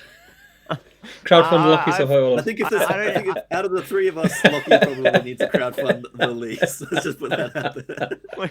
I have access to some beautiful Hobbit models though. Shark has a whole bunch, so I feel no need to buy them because I can just borrow his stunningly painted ones. So it's okay. Fair. I can get them. But they're really cool aesthetic. They look really cool, the Grimhammers and everything. I like his face. It's pretty like characterful cool. And a nice sculpt, big beard. Yeah, big beard with like jewelry in it. Who doesn't like that? Yeah, exactly. He's got these weird like toaster rack things in his beard. It's great. Oh yeah. Toaster rack. That's good. It's like the foam out of the new GW cases, isn't it? The zigzag thing. Yeah, just zigzag. Yeah. Keeps the beard protected. Beard armor. Who thought? He's storing all these minis in there. Flint says, what's your shout for the long list of scenarios in the new quest for the Ring Bearer? Hang on, Steve. You've missed a very important comment. Which one? Danny Dishner is agreeing with me that the Dol Amroth big helmets are good. That's not. I believe he says those damn big helmets, yeah. Lucky. That doesn't. Yeah, that's I think it depends on how you're saying it. That was you sound like a politician. Then you twisted those words to suit your argument. Then it's not those damn big helmets. It's those damn big helmets. Oh dear. So we're not going to go through because I think there's 28 scenarios in the quest for the quest of the Ring Bearer. I think. Do we know what they are yet? No, we don't know. That's what he's saying. No. He's saying, what do we think? I think we're obviously going to get like the big scenes from the movies. So is there any that you think are less obvious that we might get scenarios in that book? I think we'll almost get a direct copy of what's in the old Fellowship source book. I think you'll get all of the 9 entering the Shire. You'll get the Dunedain versing the 9 because they were actually really fun little scenarios. Those ones. Yeah, they're cool. I think you'll get the Buckleberry Ferry, the flight to the ferry, all that kind of stuff. There'll be one that'll be the riding off with Frodo. My brain is not working. I've only had one. Flight to the Ford. Flight to the Ford. Thank you. And I think they'll have 2 variations of it depending on if you have Glorfindel or Arwen. Yeah, that'd be cool. Yeah, that'd be very cool. Because I think on the old one, it's with Arwen, and the Ringwraiths are really underpowered. They've got 2 will each or something like that. But I think if you have Glorfindel, there's a potential that they'll start with might or will or something like that. So they just scale up the difficulty kind of thing. What about you, Lockie? Is there anything that you think will be in there? I imagine we'll get all the fellowshipy, Ring Bearer themed stuff. So any of the Frodo Sam scenarios that we've ever really seen, ambushing Athelion, some Osgiliath stuff. Shelob. Yeah, Shelob. But then there's this whole fantasy fellowship element. So I wonder if they'll bring in any other just kind of ringy themed stuff. Like maybe we'll follow more of the Rings journey. Maybe we'll see like an Isildur scenario in the appendice, like when he gets well, in the movies when he gets ambushed. It's not really what happens, but I think we could see some cool, more left field stuff. But yeah, I'm just really excited to see what they have, because it's a cool little. I love these, like, out of nowhere narrative, smaller ones, because you're just like, oh, okay, Jay, sick. Yeah. Didn't see that one coming. I think we'll see a like in all of the books that we've had so far, there's been like a little mini game scenario. Yeah. And it wouldn't surprise me if the Clutches of Shelob became like that. Yes. Because they've done a huge amount of iterations of that scenario, which are just repetitions of the same theme of two hobbits versus spider. It's not exactly very interesting, because you just keep moving into the same bases constantly. I reckon it'll be one of those like card scenarios again. Yeah, that'd be cool. I played Crack of Doom too. I played the Witch King and Eowyn special mini game with Dan Entwistle when we were filming the battle report for SBG magazine, and I'd not played any of them. Have you played that? No, it's great. I've played the Gandalf Witch King Pippin one. Yeah. Play it. It's great. Oh yeah, no, it is that one. Yeah, where you go the other way, or is that the Eowyn one? No, it was the Eowyn one I played. Yeah, where he's swinging his mace. 3, I think, so far. The Eowyn one's the one in the circle. Yeah, the circle one. The Pippin and the Witch King one's on a square, isn't it, like a grid? Yeah, I think cool. So, yeah. I don't remember. It was very, very cool. Very, very cool. Do you think what models? Do you think we're going to get a new Fellowship models? I mean, maybe a 300-pound character series from Forge World. Yeah, but they'd split that up into 3s or something, wouldn't they? Yeah, I would. I mean, there'll be a weird reaction to it, because I'd love to see like a new. Look, okay, my biggest gripe currently is that the Fellowship of the Ring set on the Forge, the Games Workshop web store, is the fucking Lord of the Mines of Moria plastic trash that someone sculpted in an hour. And I hate that is, if someone wants to buy the Fellowship, that's what they buy. Yeah. So I'd love to see either one of the original, something permanently brought back, or maybe some new Fellowship sculpts. I think we will get new sculpts for Boromir of Gondor, Frodo, and Sam. That would be my guess of certainty, but I don't know if we'll get the full Fellowship. What about you, Tom? I would hold out hope for a new Fellowship. I mean, the most iconic bunch of people in the Lord of the Rings. Like, they deserve to have their time in the spotlight. I'm just very kind of aware that with these smaller supplements, they may not be putting as much like impetus into making models for them. Like Scouring, we got lucky. I was going to say, I've got one thing to say. Scouring, the amount of models. Scouring, we got lucky with, and that was unreal how much they released for that. But that was all Forge World. So like they may have Fellowship models coming out, but I still think they'll be Forge World. I think they'll be character series. I hope they are. I hope so. I hope they are. That'd be awesome. I've spoke about this like quite a lot. Me and Damien have spoke in depth about it. And when we spoke about it, we kind of spitballing things around, and it was Damien. I'll give it to you, Damien, if you're still there. He come up with it, and I'm fully on board with it, and I think it could well happen. Is an Ammon Hen, like the Azog Thorin kind of diorama.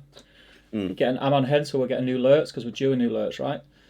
New Lurtz, new Aragorn, and a dying Boromir, and then maybe there'll be a Boromir with Merry and Pippin set. Where the toy, that'd be cool. I can see that. Like because they do that toy fighting thing, and then the others will just drop into other, and it'll be individual like diorama sets instead of like a full Fellowship. So you won't be able to buy it. That could be very cool. Yeah. And then Leggy and Gimli killing some dudes or something. Yeah. Some Uruk-hai. Yeah. Frodo, Sam, and Gandalf or something like that. Yeah. That'd be awesome. I hope so. There's lots of scope. I mean, there's lots of scope for new stuff as well, new profiles with models we're not seeing, like we got with the Shire. I'm not sure what it will be. I would love to get Bree folk, but I don't know where they'd fit in the game, like as far as fitting into factions and stuff. But I think that's what this game misses, is some like townsfolk, to use. It hasn't got them. Yeah, well, the Lake Town Militia are not townsfolk. No, they're superhuman fighters. Well, do you know what I mean? You know what I mean, though, right? Like they're. But I think like I totally agree. Some Bree folk would be sick. I'd love a Bree faction. Yeah. Like allying in and you're being able to. My mate Tommy Ward and I actually did like a house brief action where they could take units of dwarves, units of different all the people that are sort of coming through that have a mix of men and hobbits and dwarves and all that kind of stuff. So That'd be cool. it's a cool little world. Yeah, be awesome. The That'd be crossroads. Awesome. Yeah, be really cool. Really, really cool. But I'm going to brush past those damn big helmets again. Sorry, we were reading Flint's comment and I cut you off and segued us for 20 minutes. Mateo says Easterling Cataphracts and anything from Iron Hills is his favourites. Easterling Cataphracts are a good shout. I think they go unnoticed quite a lot. The plastics or the metals? The metals, definitely. Yeah. What's the difference? Because I'm One's about to do a whole bunch metal. of... Oh, yeah. Yeah. Jeez. You're a quick one, Tom. I'm about to do a bunch of conversions with using the cats, and I was wondering, should I try and track down some of the medals? Are the riders attached to the metal horses? I don't think they or are. They... No, okay, sick. I think you glue them on. I think it's kind of like the Galathrun. Brilliant. Mounted Galathrun. Brilliant. I'm pretty. But the horse sculpts are nicer for the medals. The metal sculpts in general are just nicer, aren't they? Yeah. I think They're okay. nice, yeah. I'll try and track some down. The more That's good. It detailed, means I don't have to cut up my plastic ones, and I can keep them for actual Easterlings. easier to cut up though, right? Plastics. Yeah, Charlie says new Aomer, Galathrun from Helm's Deep, and third Easterlings or Iron Hills. New Aomer's a strong shout, seeing as you've not got it in hand yet. Galathrun definitely. Yeah, Galathrun are beautiful sculpts. Just the not Haldiz elves are awesome. Yeah, I just think there's not enough difference between them. Because even like all the poses are very similar. Yeah, right? like there's 3 sword poses, and the only difference is the swords at a slightly different angle, or something like that. And then the bows they're either drawing back or they're taking an arrow from the quill kind of thing. But I do like them. It's very 90s Warhammer of your whole army is just like 3 poses of the same guy. Yeah, yeah. And you try your hardest not to stand the same pose next to each other when you line up. It never works out. Ruth says Radagast and rabbits. I'm assuming that's for her favourite. The Radagast on sleigh is a really nice model, and that's fine cast, Lockie. Yeah, right. Yeah. I've heard it's a pain to put together. I've put it together. Wasn't too bad. It's just the thought of painting it. It's been sat there for about 5 years unpainted because I sprayed it black, and then it's just like, oh, I can't be bothered painting a load of. You just sprayed it brown and that's cool. Put some Agrax on it. Yeah, exactly. You're gonna I'll see you in urinate 2.5 on your minutes. model. Weird, Steve. Try it, mate. Weird. Try it. Steve You may Owner. need to see a doctor, Lockie. If you want to it strips your models better than Dettol, mate. Steve says Gorbag is his favourite orc pose. Gorbag is a really nice pose. Yeah, it's a classic. You think we're going to get a new one? A new Gorbag? Yeah.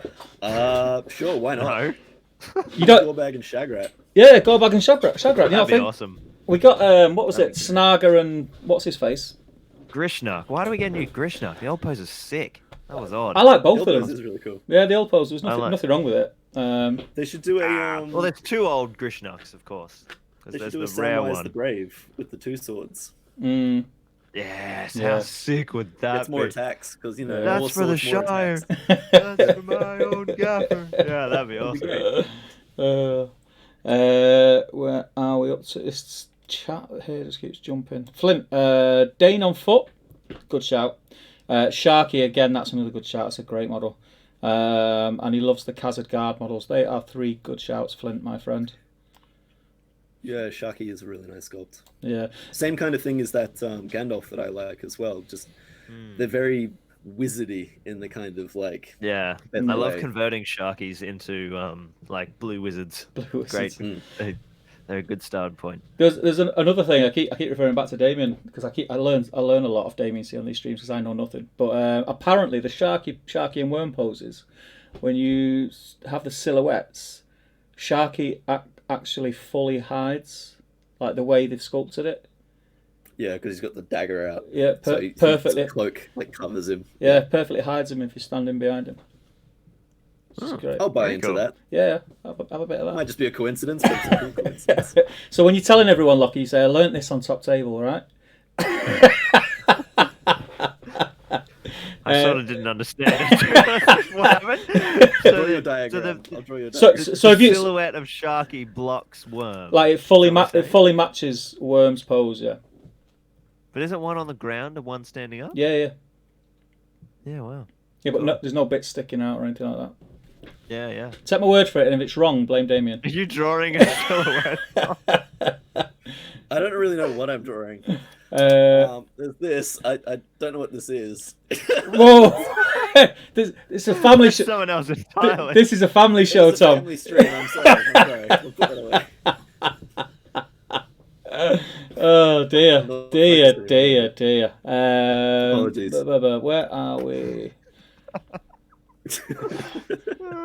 Is it everyone else's chat jumping up and down, or is it just mine? I think it's just yours. Yeah, it's crazy. But I'm enjoying it. It's great. It's crazy. Where I like Thorin's company Gandalf, says Matty Dishner. Which one's Thorin's company, Gandalf? He's the one with Like the staff around. and his hand out, like Yeah. wandering around. He's like walking forward. Ah, yeah. Apparently, I'm an authority on Gandalf poses. Yeah. Who knew? Aimer on foot without helmet went full couch potato. I'm assuming that's your width comment. Oh yeah. It's been bulking. What else have we got? Johan says hello. Jimmy Carver, he says that he thinks that Rivendell Gandalf, the one that I was not aware of, came out around the War of the Ring. Okay. And yeah, it's like 05 era. Yeah, cool. Odd. Don't know why I don't remember it. Crazy. Oh, Ross Tomlinson's got a good shout for his 3 favourite models. Arva Dewey is a great model. Mm-hmm. Great model. Crouching Ranger of I'm Middle not Earth. familiar with Arva Dewey. Who's Arva Dewey? Arva Dewey. Oh, do you mean Arvedway? Oh, I see. No, it wasn't even Dewey. It was Arva Dewey. Arva Dewey. Arva Dewey. I'm not Cockney, Lockyer. Come on. So I can only do one English accent. Sorry. Arvedway. 49. Arvedway. There you go. You're happy. Yeah. Arvedway. Crouching Ranger of Middle Earth. Plastic. There's a couple of those, isn't there? There's one with the spear, and then the one shooting. Sure, there is. And Druzag, Beastcaller. I think Druzag is really obviously GW's, like GW made. I just don't think it doesn't fit that well. I don't think there's nothing wrong with the sculpt. I just don't think it fits that well. He's the one with all the bats, yeah. Yeah. Even his face looks different. At the moment. Yeah. He just looks like he's really excited to see his friends. Like he's just got his hands up and he's like, "Hey guys, bats!" Yeah, I don't mind. Bats I are don't mind a it. subject at the moment as well. So he's probably Yeah. Yeah, I don't mind it. I don't mind it. But yeah, Arva Dway is great. You happy now? Sort of. You're just slacking me off now, aren't you? Justin, breaking. That's why you invite us on, right? Yeah. Breaking into Fellowship Legolas, good shout. Elfhelm and Eamon. Oh yeah, that's my favorite model. Is Legolas. He looks sick. What was that? Jigga, choppy Legolas with his knives out. The only... Don't turn that into a gif. Jigga. No, it is very, very cool. A lot of there's not really a bad Legolas pose though, is there? Yeah, there's one. Don't count the West. The one with Orcus doesn't count. No, Men of the West, from where he's got his bow in his left hand and his dagger in his other hand, and he's walking forward on a lean. Also, trick shot plastic Legolas, where he's not looking where he's firing. Yeah, He's just like... yeah. I don't. Yeah. Yeah. Oh yeah, apart from that one never counts. Yeah, I don't count them. Yeah. It's just like... Yeah, you know the metal. You know the metal Legolas from the Men of the West box. Steve? Yeah, I know what you mean. Yeah, and his dagger's down, right? Yeah. Yeah. That pose is trash. I'm yet to see that model without the dagger broken. Yeah. I've never seen it without a broken dagger. That's like the one who's pointing the dagger as well, though. That always breaks as well. Always snaps off. Yeah, nightmare. Reese Taylor says top 3: Thranduil and Elk, good man. Smaug. Oh, true. And Easterling War Priest on horse. Oh yeah, very cool. Yeah, That's good nice shout. one. I think you're cheating there, Reese, saying Smaug. That's cheating. It's not really a model, is he? Not really a model. beautiful model. It is. It's Don't class. ever try and build it. Yeah. No fun. Oh my god, the seams in that thing. I couldn't live The in them. gaps. Oh my god, ridiculous. Shocker. Buy a kilo of green stuff. JW says I've got one that Sloane painted in like the next room, and it's a beautiful model, but man, the gaps. Yeah. Have you used it in game? I personally haven't. My housemate Liam took it to a tournament, and it didn't do great. No. So it's not great. I'll give it a shot I've one day. played against it once. I really enjoyed the game. It's Did you? Such a different model playing Oh. something like that compared to an army. It was really fun.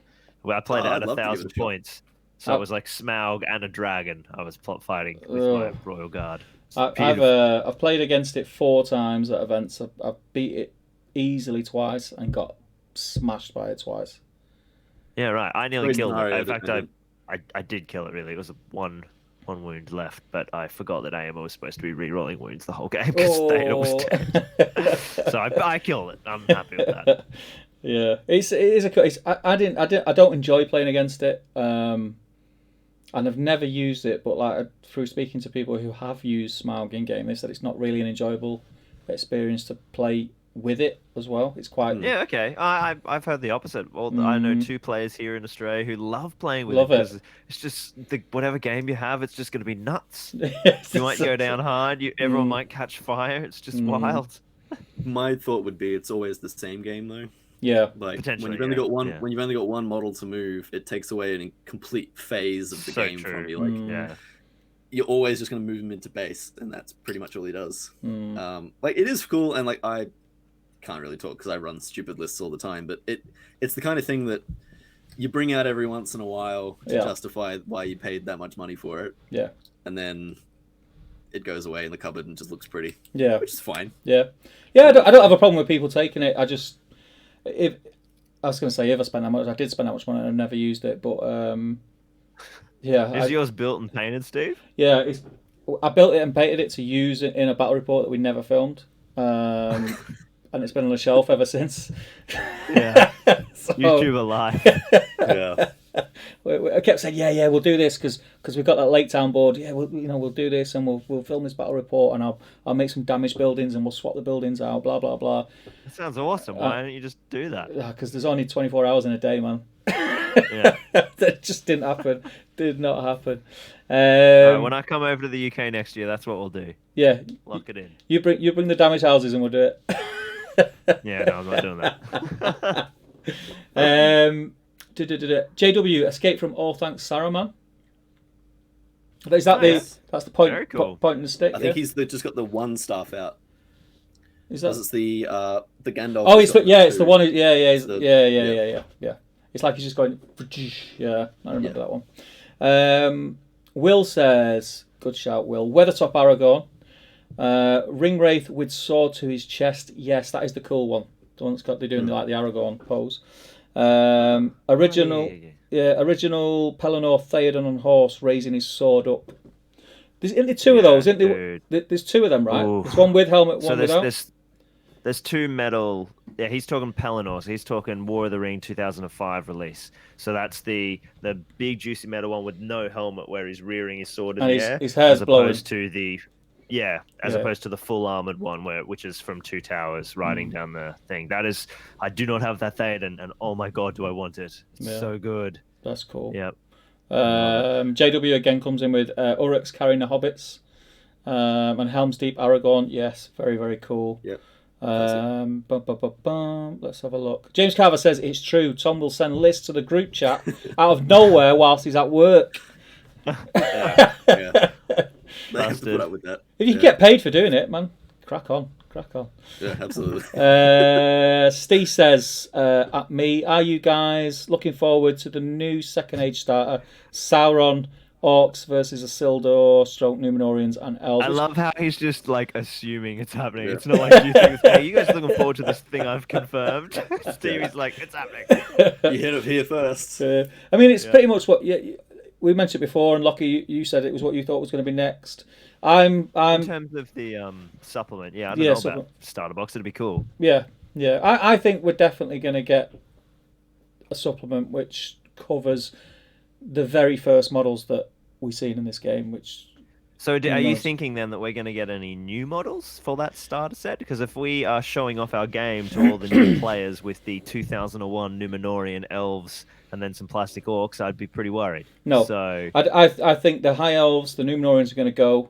I'm not too sure about the Orcs, if I'm honest. I think we definitely will see new High Elves and new Numenorians. The I'd be Orc, keen on it. I mean, yeah, Numenorians potentially the, because the, they got 4 skulks. yeah, the Orcs, I would love to see some more Mordor Orc sculpts because, Orcs are Orcs. You like to have a bit of variety in your army. That's always cool. So they'd sell, I think. I know I'd buy them. But I just don't know. I think they'd maybe look at the Mordor Orc plastics and are the Mordor Orc, are they a lot worse than the Rohan plastic sculpts? I don't think they are, and they stuck with those for the starter set. I actually think the classic orcs are nicer than the Morannon orcs as well. I think. Yeah, I don't like the Morannon. Yeah, I know what you're saying. There's a lot of potato sculpts in the Morannons. There's some weird poses. The guy with that club that's swinging one way but looking the other. You just don't know which way. That's genuinely the only one I actually like. I like the potato head guy. I think he's awesome. Yeah. So I mean, he's got his jazzy pants on. He's looking his best, But yeah, no, it's I hope we do get new Mordor Orcs, but me too. That'd be awesome. I'm not convinced we will. I've got 3 sets of the Orcs from the mini mummets. Made to order. From the mini mummet, the Finecast ones. Oh, the so good. Just to put on bases and so good. because they just look cool. They look cool. A lot of cleaning up really on them. Nice. Yeah. Just on that whole model, the Finecast Great Beast of Gorgoroth is the worst model in the range to assemble. It's trash. Yeah. Such a pain. Aaron's asking Steve to confirm this fake news that he's talking about. Glyn says, "Lucky, you are fake news." It's China. Yeah. That guy cracks me up. He cracks me up. How has he got that position? We're not going to get politics anyway. Glyn says, "Lucky, Aomet on foot without helmet went for." Oh, Sarah read that already, Anna. You zip it all over the place, man. This is good. We're up. Just keep going from here, and you're up to Charlie says he looks like he's carrying a club. Is that Aomet? Is that what Aomet? Who knows? We're lost. Yeah. There we go. Let's have a look. James says, been in the hobby since I was a kid and only just got my first Hobbit era models last year. What do you think of them? And is your reasoning the same as Lockie's, that you're not overly keen on them, or is there something? And prepare for us to reply to your response in an hour. James has actually painted them as well. I'm trying to think if I do own any. You must do. Do you have an Azog? No. Do you have a Thorin? Don't have any Gundabad. Don't have Thorin. You not got plastic Thorin's company? I got no Eagles. Who else is there? No Dale. I think I've got none. Oh, you know what? I've got 7 Dale. Got set. Well, yes, I do have Riv Knights, but they're more of a Lord of the Rings faction. Hobbit release, though. Yeah, Hobbit release. You keep telling yourself that, Lucky. The Rivendell Knights didn't appear in the Lord of the Rings movie. No, but I associate Rivendell with more than the lands of the Hobbit. But yes, that's true. So I know I have them new in box unopened, and I have 7 Dale Warriors on sprue that I got for some conversion. So there you go. I own some Hobbit models. Very nice, very nice. Carl Daly says, my favourite model is Tough, but for sure Hamer, Defender of Rohan, was certainly my favourite model that I've painted. That's the really static, stood up straight Hamer, right? Yeah, so that's holding the helmet. Yeah. I'm not a massive fan of it. I don't know. You're mad for Rohan, Lucky. Do you like it? I actually, I'm bizarre. I don't know. I hate judging models that I haven't actually painted because particularly with the live stream lately, I found that models I would never pick up, I've started painting and I'm like, this is sick. Yeah. But I've never from the outside been a fan of that whole box set where everyone's static standing on the wall, or at least I never used to be, but I am keen to give it a go.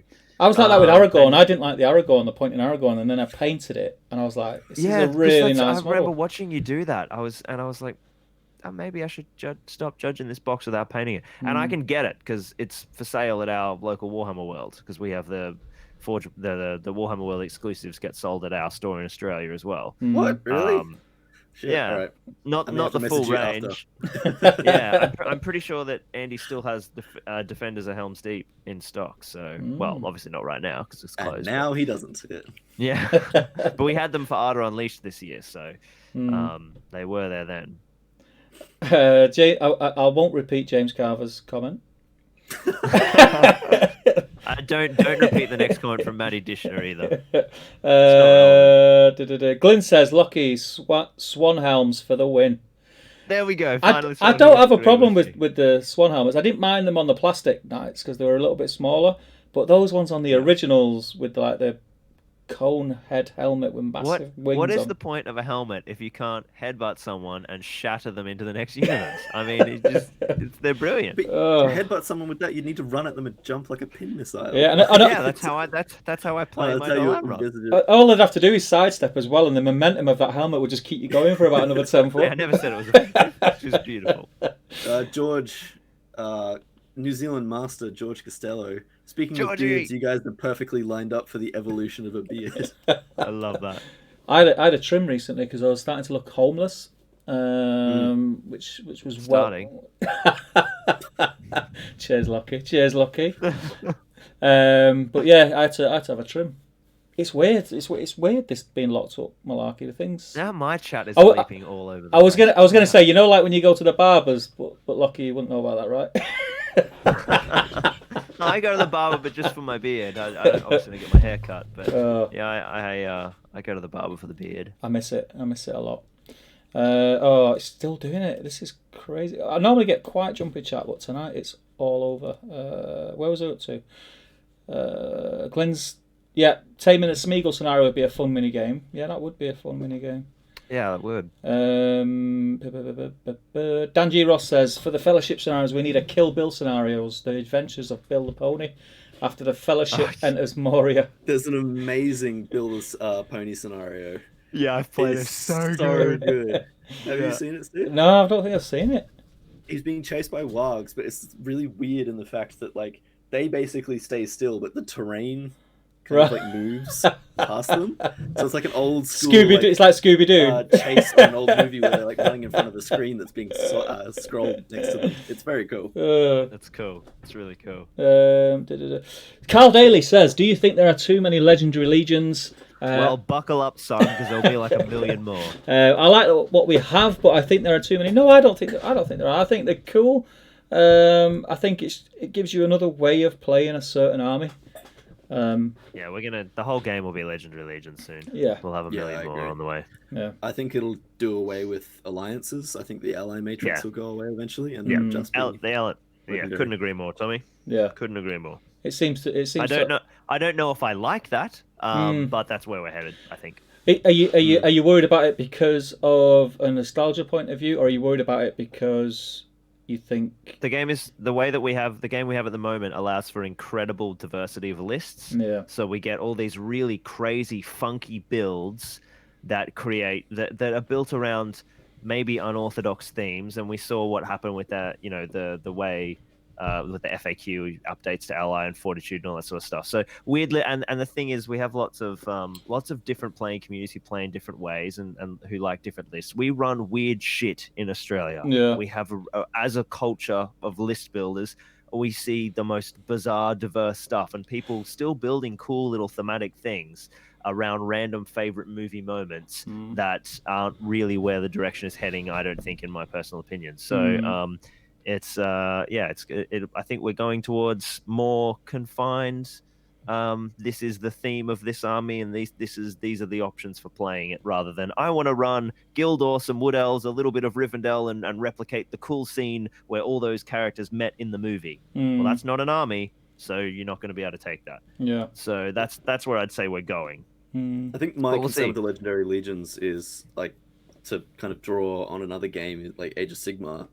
Is there's the inherent power creep that comes along with them. Yes. So in Age of Sigmar, when they were first releasing like battle tomes and like army books for the armies, they were always significantly more powerful than the ones that weren't up to date kind of thing. So like we're seeing Legendary Legions getting these amazing rules. They're really characterful and really fluffy and everything like that, but you're starting to see that at top tables now, it's just the same lists churned out kind of consistently, and that's my concern. Is it while we're still in the early days of getting the legendary legions provided to us, it's really kind of hampering other lists. Like when was the last time, Lockie, you didn't run Riders of Theoden? In the context of, same question, same answer to both questions. I don't know why you'd run any other Rohan list if you want to win. It's by far the only one that comes close to it is Paths of the Druiden, but you trade off raw power for tactical flexibility. But I still prefer Riders of Theoden because of my play style. But I know players who prefer Paths of the Druid over it. But yeah, it is a cut above all the other Rohan lists and most other lists in the game. But I'd say, in answer to Tom's question, I reckon we'll probably get like a Legions of Middle Earth book with like 40 legendary legions. That's how I'd say that if they're going to move to that, if they're going to move to that landscape, I think that would be what they do. They'd be like, all right, here we go, we're all going to get some. Is it any different than? It doesn't happen in SBG as much. It used to in the old meta. It happens in 40k a lot, so I've been told. Is it any different to someone on Facebook finding a killer list, posting it on the internet, and everybody just using it? The thing that's awesome about SBG is there's so many units and everything is just so well balanced, and because there's not these huge swinging discrepancies in unit types and costs, that everything is a lot more nuanced. We don't have, Necron destroyers who are 40 points each and then guys who are 5 points. There's not this massive difference in abilities and units and stuff that's so exploitable with a billion zillion layered special rules like 40k. So it's a really great balanced system, and it's not just about the units, it's about the game mechanics. The mechanics rely so much more on the skill of the player than the skill of the list build. The list build is important, but in 40k, depending on the way you build your list, you pick up dice, and if you get first turn, some armies have won the game by turn 2. And that's just not how SBG works. If you can play with a crappy list against a good list, and you can outposition and you can manage the very detailed minutia of the conflict front and getting the right attacks in the right places and your banner in the right spot, you'll win. And that's what's awesome about SBG, and that's the strength of the system. Yeah, which is I couldn't agree. Really great. I couldn't agree more with that. I couldn't agree. This topic has come up quite a lot in the UK about. There used to be like a meta list which was like 3 fell beasts. Anything with 3 fell beasts in the old meta. Flying circus. Yeah, was deemed to be good, but it wasn't an auto win. Ed Ball done spectacularly well with it because that was the list. That's also because he's an amazing player with it, and he played with it for 3 years. For more than 3 years, for a long, long time. Yeah. He honed it, and he's a very intelligent player. He's very particular. Loads of other players just copied that list and tried to play it and didn't do very well with it. Didn't do very well. I played Fellbeast a few times, and it was hit and miss. Sometimes I did well, and other times I just, if you haven't got that skill and know where to place them, it can fall down very easily. So yeah, I think Legendary Legions are powerful, but I think player skill still comes into it quite a lot. I know what you're saying; it will limit the list building side of it. Absolutely. I'm not. We can take as Legendary Legions. I can't see them getting rid of the Matrix anytime soon, though. I can. It's not that old, really. I reckon it'll be gone in 2 years. Do you reckon? I feel like the Matrix was a band-aid. Do you think? Yeah, so do I. Yeah. I don't disagree with you. I don't know. I really hope you don't get rid of it, Jay. You're assuming he watches Top Table. He watches FCG. He comes with quality content. I think Jay's enjoying his life outside of work. I don't think he's going to spend his free time watching hobby channels. Very, very true. Guy needs some sort of other outlet. Very true. Distance himself from nerds every once in a while. Yeah, it's good. It's good question that though, Carl. Good question. We could talk about that for hours. AD says Peter Jackson eating a carrot would be a nice Brie model. It would be. Was there only 2? Because they made 2 of those, didn't they? One's in Warhammer World, and they gave one to Peter Jackson. Is that right? Yeah, Hobbit version of him. Yeah. I'm sure that was the case. You've got the Corsair captain if you need your Peter Jackson fill. Yeah. very true. He's literally there. It's a cool model. It's a cool It model. is a nice model. It's a cool model. Brian says, High Elf Spearman with shield. I'm assuming that's his favourite model. It's very nostalgic. I wouldn't put it in my top. I don't think it'd be in my top 5, but it is a cool. They are cool, the metal ones. Will says, wait, what was the rare Grishnak pose? So there's 2 Grishnaks. There's Grishnak with his sword rearing, which is the standard Grishnak that came out in Battle Games of Middle-earth. And then there's the Grishnak that was only released in the box set, where Grishnak and Merry and Pippin came out in a 3-pack in that brown-red box, and he's just got the sword by his side, and it's where he's like walking towards the. Isn't that the same pose, just with a different arm position? Help. No one's gonna hear you now. Yeah, it's the same similar pose, leg position, but they've resculpted the arm. That's where you get your English accent from. Grishnak. Because when you tried to imitate me, that was the exact same voice that you used. Sorry, I was rushing it. Stephen Grishnak. You should see the Queen. Call for help. No one's gonna hear you now. In comes the spear. This is the worst ASMR channel I've ever been on. Imagine if someone just tuned in then. I hope so. This is a regular on my video game streams. We do all the voiceover stuff. Maybe this is what we're missing, Steve. Yeah. Damien. My golem's a fan favourite. Damien says Steve thinks that Arva Dewey is half of one full Dewey.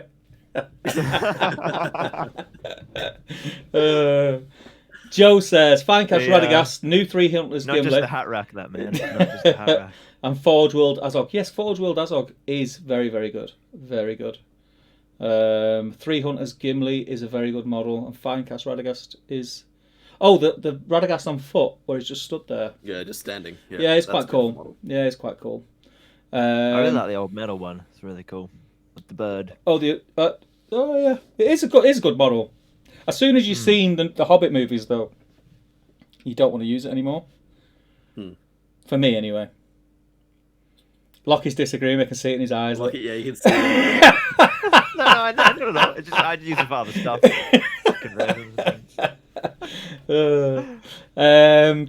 Alex says Smaug on base. He must be on base. Must be. Yep. He looks good on it. Oh, it's jumped again. No, there it is. Glyn. Lockie, do you have a warehouse of terrain? Watching your Pelennor Field scenario, I dip my hat to you, sir. I do. You have a lot of terrain, I used to right? have a big studio that was about the size of a 4-car garage, but I've moved house recently, and we've downsized a bit to try and save some buckaroos so that we can purchase our own place and stop renting. So now I have a storage unit with big steel shelving racks that I can fit, probably like 20 4x4s in, maybe 15 4x4s. And then all my hobby stuff is sort of hobby stuff. All my ZorpaZorp stuff is stored in there, and then I have this office in my actual house. So it's sort of spread out now. It's not all in one big space. I've got a bedroom-sized office for filming. I've got a single-car garage here for filming battle reports, but it's all stored off-site in my storage unit. All the space, Lockie. All the space. Yeah, I've got a plastic Tupperware container with some trees in it. If you're interested. Can we see it? Not right now. Yeah, I can't get it up. We've established that. Yeah. Well, there is the questions that keep coming, and if we start answering all, we will end up doing one of Lockie's normal streams. Yes. And we've been on We're on our way. Yeah, we've been on for just over 2 hours. So I think what we'll do, we'll just run through the last couple, and then we'll call it a night. Lockie, if you were to start a Hobbit era army right now, what would it be? Good question. I really love the Gundabad models. Very cool. I mean, unless you count Rivendell Knights, which No. people probably do, it would be Riv Knights, but I love them. I love the Gundabad models. They're really sick. I quite like the aesthetic of Iron Hills, and I enjoy playing them from like a narrative perspective. They're not. I don't sort of find them all that enjoyable on the table because they're kind of too One-dimensional. easy. Yeah, they're very forgiving, and I like armies that are less forgiving. Keeps me on my toes. But I really like their aesthetic. But I love Gundabad. Just looks so cool. So yeah, probably probably Gundabad or something like that. They're all really beautiful models. There's lovely selection. But yeah, Riv Knights, if you count them as being from Hobbit. Yeah, that's cool. That's cool. I'm assuming you've already got Hobbit armies, right, Tom?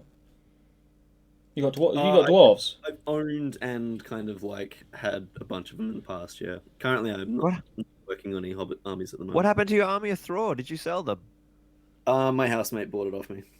Ah. So I mean, Well, they're still you in can the still see house, but yeah. Yeah. Good move. Will Pintar says, Steve, challenge on the Smile Bat Rep. I'll get my Thorin's company painted, and I'll do the houses. Yeah, you're on, mate. You do all the graft, and I'll come and glory seek. That's fine. Not a problem. Will says, I only own 2 Hobbit models. The Armoured Elf Captain, sold it like 3 years ago, and Grimhammer's lovely models, but never used them. So they're going. The Grimhammers were fun to assemble. The Grimhammers are really nice models. Really nice plastic kit. Lovely. Let's try and find some of these. Charlie was said. It looked like he's carrying a club. He was talking about the old Aemma. Yeah, he did. That weird blunted sword. Oh yeah. Yeah, it was. It was never sharp, was it? I used to sharpen mine with a file because it was just like a rounded. Yeah. Chris James says, I think the Allies Matrix is great, especially for new players and those who don't have many models can still have a list even if it isn't optimal. It's awesome. Yeah, I think it was a really good introduction. And it I'll really be a long defender of the Allies Matrix. I really like it. It kind of makes you want to play themey, which is what I really like in this game. You can play this game in any way you want as well. Like if I hate, but like that whole argument of like, oh, but this is just for competitive play. Just open play. I don't care. I want to go to tournaments and play with the way I want to play. Scenario play, Lockie. Oh, obviously Scenarios is awesome, but that's 2 different worlds, and the Ally Matrix is exclusively for competitive play. So yeah. I just don't want it to go. I really like it. It's cool. I like it. Let's have a look. It's gone. MMA guy says. Where's it gone? It's jumping everywhere. Hey guys, what's Bilbo's uncle called again? Bungo, isn't it? Bull Roarer. No, Bull Roarer took is his like great grandfather. The one that rides the real. Uncle is Bungo Baggins. He says the one that rides the real horse. That's Bull Roarer, right? That's Bull Roarer. Yeah. Banderbras. Yeah. Banderbras. Carl Daly says all that space to play with, and I'm fighting to get a cupboard under the stairs. This is like we should have. You know what you should do, Lockie? An MTV Crib style video where you walk us around all your hobby space. Oh, you mean like a studio tour? Yeah. Of my bedroom and my storage unit. Yeah. Content. Damien says, finish Micro Bane during this stream, dudes. Cheers for the motivation. Great chat. Thanks, man. And the amount of Crabane that you're painting is stupendous. Yeah. Stupendous. That article was hilarious. Yeah, crazy. Right, okay. Do you know what? I think we'll wrap it up there because they're just going to keep coming, aren't they? They're just going to keep coming. They will. Now I have to go to work. You've got to do some work. There's an important question from Buck and Duck. I have an important question. Why did Tom dye his hair? Why not? Why not is the question, Tom. Why the hell not? Isolation madness. That's what I believe. Why not? But yeah, thank you everyone for joining us. Do you know what? I've had a belting time. I've enjoyed it a lot. That was great fun. I should have brought more beers. Now. Yeah, we woke you up. But thanks everyone for joining us. It was great, and I will keep you posted on the next one. Hopefully, we'll get you guys on again at some point. That'll be fun. Yep. So yeah, we'll say goodbye. Do you want to say goodbye, Tom? Goodbye, Tom. Goodbye, Tom. Goodbye, Lucky.